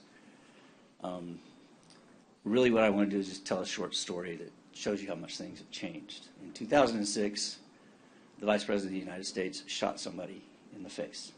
They were transported to Memorial Hospital. At that time, and I have never spoken of this publicly, so at that time there was one doctor and 2 nurses to take care of that trauma.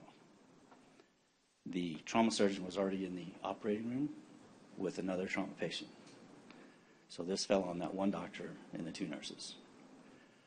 And that was for somebody that was very important and very well respected. If that happened to the lowliest of us that live in Nueces County now, there would be at least 4 doctors, at least 5 nurses, 2 techs, and a respiratory therapist that will be on there. And that is for somebody that a lot of people don't think matter.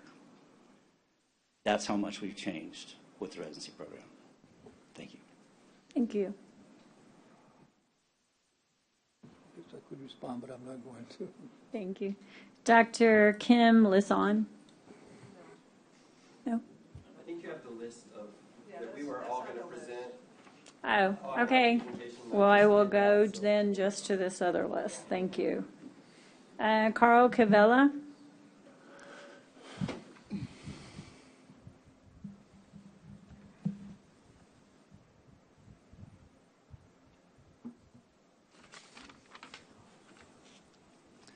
Good afternoon. My name is Carl Kivela, and this is one of my daughters, Eiley, and I live at 1 Camden Place. I'm the captain of the Southern Responder, a 210-foot oil spill response vessel stationed here in Corpus Christi Bay. A month ago, on Wednesday, September 13th, I died underway at the helm of my vessel. Following 18 minutes of CPR and being shocked by our AED, I regained pulse, breath, and consciousness. I was transported first by Port Police boat and then by EMS from Ingleside, and I insisted over and over to everybody that I be taken to Spawn Shoreline Emergency Room. I did this because my wife, an emergency room nurse for 16 years, who worked at Memorial and then Shoreline for a total of 10 years, knows that the best doctors in this city are the ones trained in Spawn's emergency medicine residency program and the faculty physicians training them. And sure enough, I was treated at Shoreline's emergency room by faculty attending Kim Leeson and emergency resident physicians Megan Cook and Dr. Val Knutson. They identified the widowmaker heart attack I was having and sent me to the cath lab in minutes.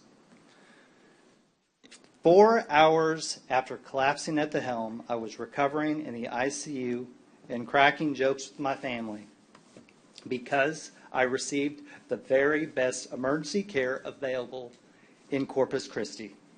Because of them, my wife is not a widow, my children have their father, and I can continue to raise my children and respond to spills and other emergencies in Corpus Christi Bay and beyond. But now, Spawn has decided to prioritize money over providing excellent emergency services, above providing a steady stream of excellent emergency room physicians who choose to remain in Corpus Christi and serve our community, and above continuing to attract and retain the best faculty possible to not only train those ER docs, but also to provide world-class medical care around the clock. This means they want to get rid of Dr. Kim Leeson, Dr. Megan Cook, and Dr. Val Knutson in hopes that they can what? Save a buck? Make more money in other ways? And so I ask you to apply pressure to Spawn executives to reconsider what will undoubtedly be a disastrous decision for our city. I beg you to take a strong stand for health, safety, and well-being of every Corpus Christian and against the closure of Spawn's emergency medicine residency program. Thank you for your time and attention. And thank you to all the doctors and nurses, techs, and others who had a hand in me being alive today to address you. Thank you. Thank you. That is the end of this list then, if I'm not supposed to go to the other page. Is there anyone here who wishes to speak that didn't have the opportunity to sign up on public speaking? Yes, ma'am. If you'd just come and state your name and address for us, please.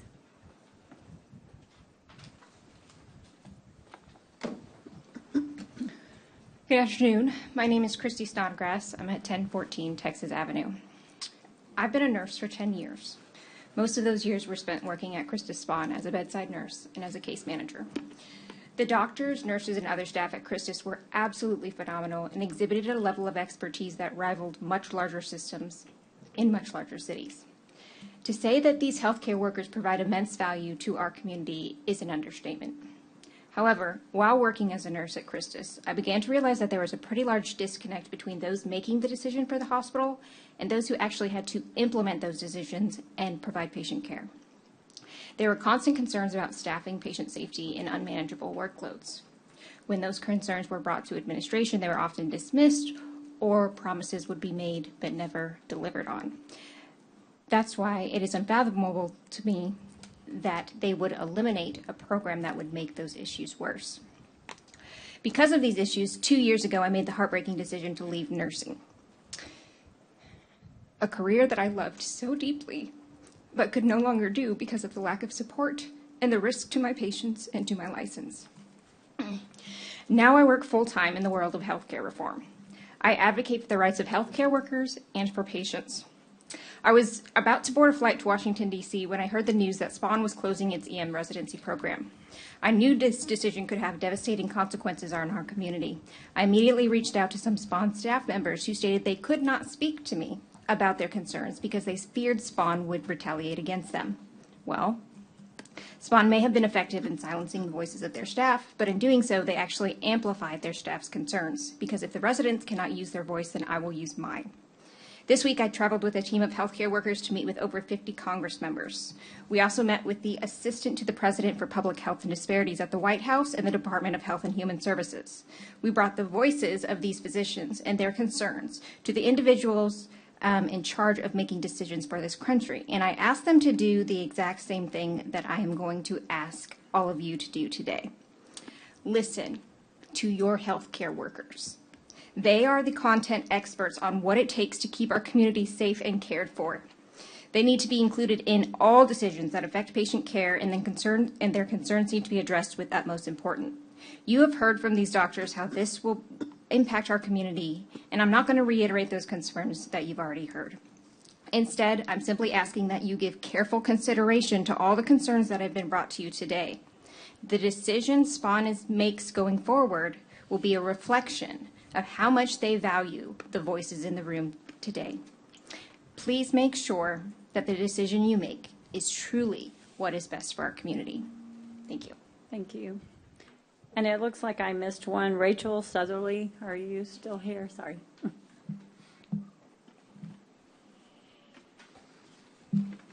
My name is Rachel Southerly. I live at 312 Pierman Place. And I am the wife of Dr. Christopher Southerly, who is the medical director at Spawn Shoreline Hospital. Again, I thought I had something prepared, but a lot of people have already talked about it. I want to reiterate, he was not involved in any of these decisions, and it blindsided him, it blindsided me. We are not from Texas.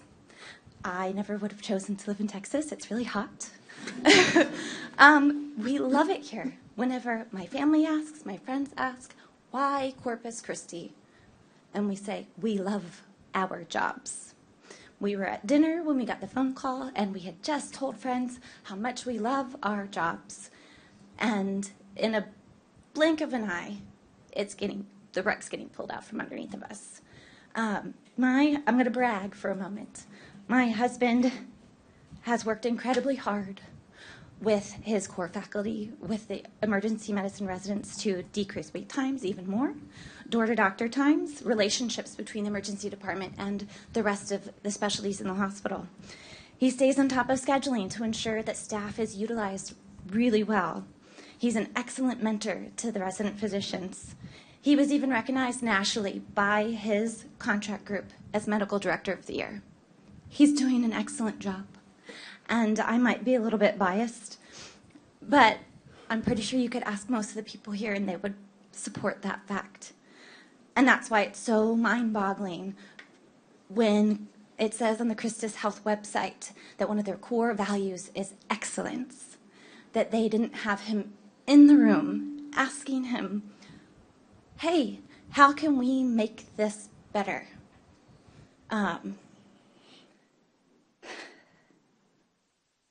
I'm proud to know all of these people. I hope that this doesn't take a dramatic turn in a very sad direction, because the emergency department is right now the definition of excellence. And I fear that these decisions that were made seemingly in haste without consulting some of the excellent team members they had at their disposal, it would be going in the wrong direction. Thank you for your time. Thank you. That's the end of my list. I'm not sure if any of the other commissioners want to speak again. I'd just like to, or were you wanting to speak, please?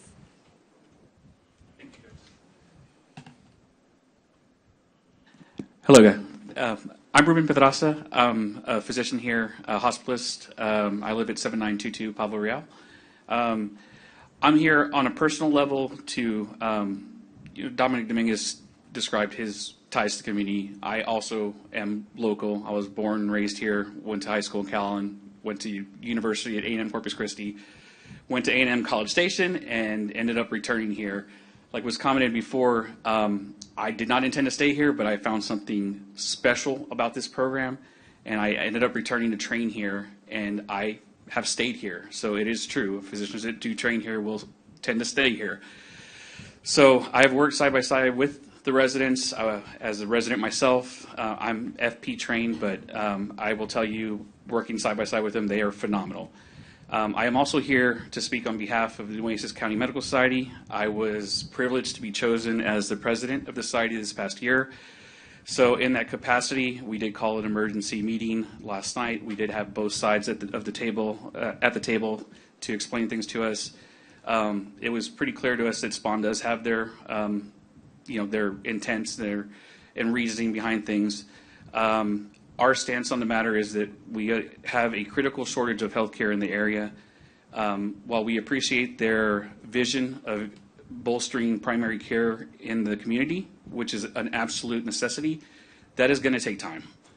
And for now, the indigent population in this community is deeply dependent on the ER and their resources. These guys are rock stars, and they deal with these patients day in and day out. And it is our position that we are going to be losing a valuable resource.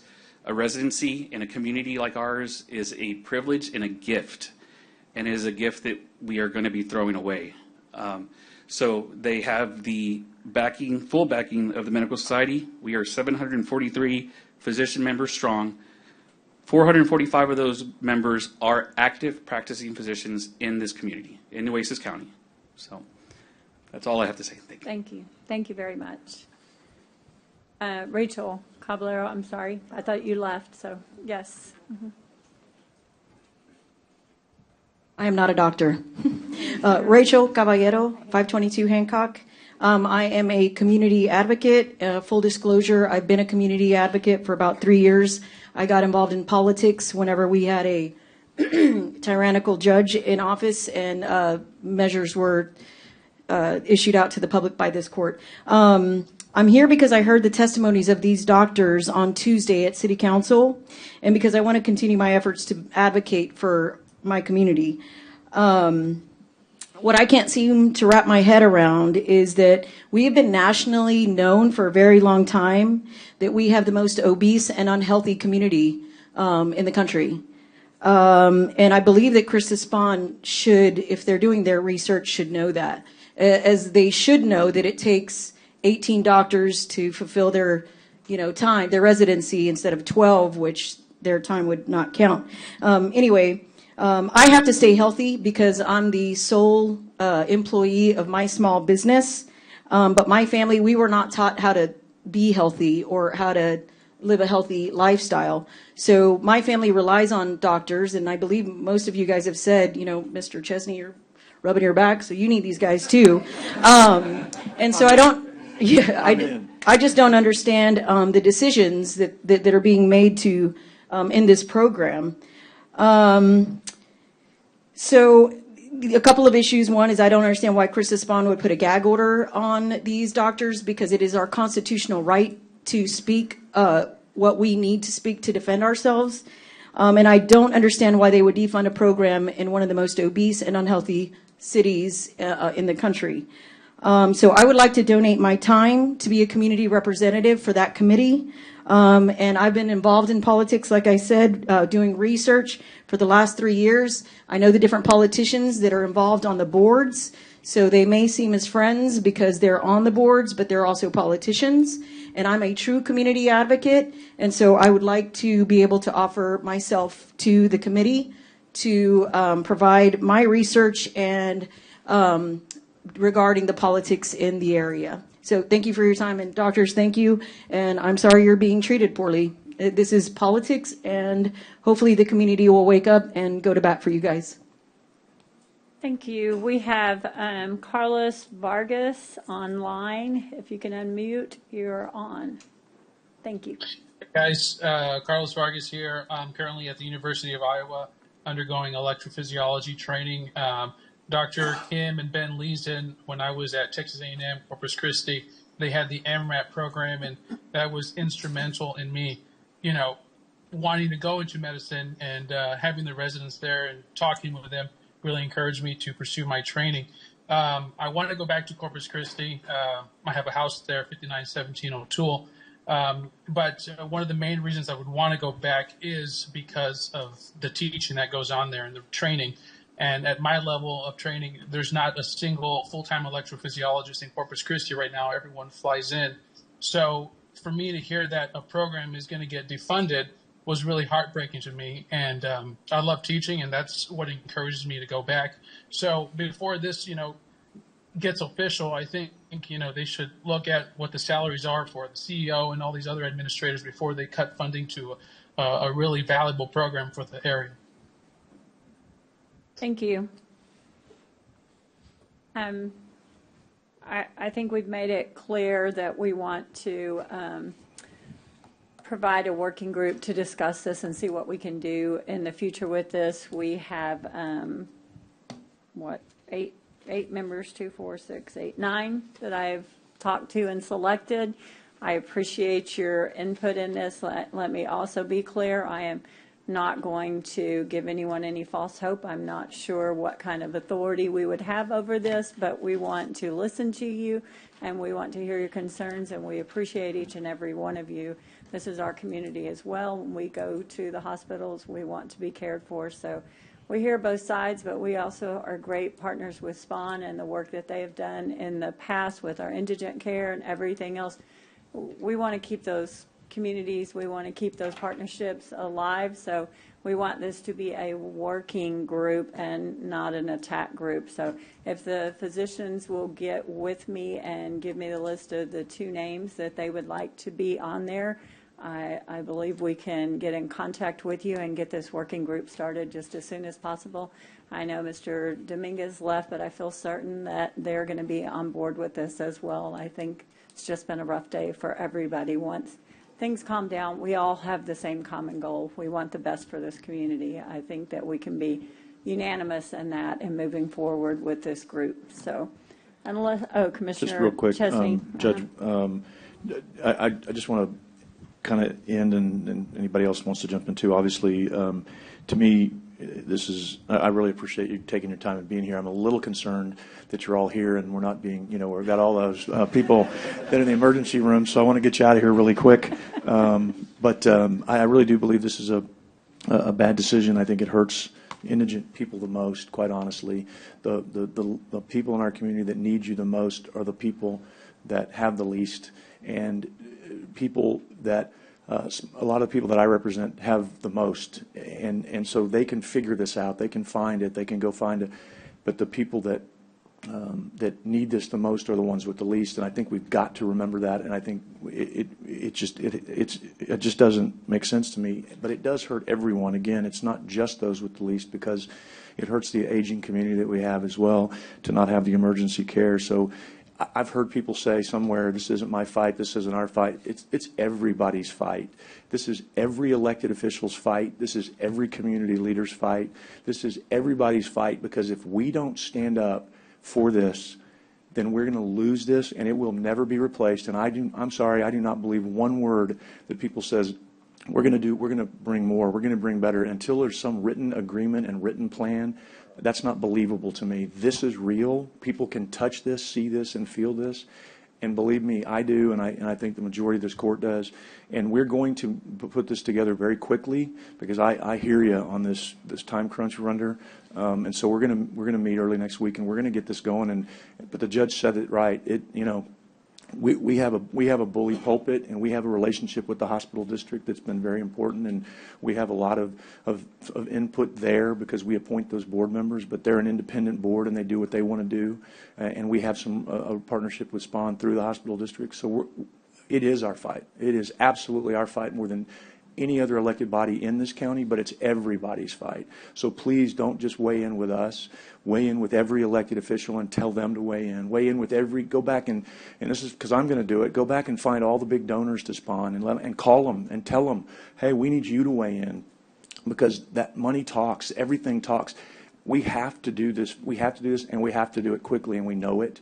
And so I feel very good about if we get SPAWN to the table that maybe we can come up with something. But again, don't leave here with false hope. Leave here with a little bit, but don't leave here with false hope. But I support this 100%. I know others on this court do too, and we appreciate greatly your time and being here, and thank you for presenting this. And we really wanted to give you all an opportunity to be able to have some dialogue. I know it was frustrating at the council because it was public comment, and they can't talk back to you during public comment. So that's why we wanted to set this today so we could engage with you. So thank you all very much. And if you see me come through, please get me in quicker. I would appreciate it. No, I'm kidding. Well, there's got to be something to it. I don't know. Do you want to speak or anything? Anybody, any other commissioner want to have? I just want to echo that, and especially, emergency room, you all deal with seconds, minutes, and hours. I thought, until many of you spoke, we had days, weeks, and months. Time is of the essence. I mean, we got to get this resolved quickly. We got to start talking, how can the community help support this? We're all in this together. So we got to come to a decision pretty quick as what our strategy is, who those partners are that can help with funding, and come to a solution and say, here, I don't know what we can commit to or how much, but this is what our community can invest in. Can you meet us halfway, right? And I'm not saying that to our physicians, I'm saying that to the administration. Can you meet us halfway? That's my commitment to you, is that we need to put our money where our mouth is now, because we cannot miss out on any more potential residents just blacklisting us because of the problems that we're going through right now. So we will get this resolved in days, in minutes and days, rather than weeks and months. I guarantee you that. Thank you. Thank you all for being here. We have another judge that walked in. If y'all didn't see him, the other Judge Klein came in, so just wanted to give him a shout out. So your elected officials are very concerned and willing to step out of their courts and come down here as well. So please take note of that as well. Do we have any adjournments in memory today or anything? No.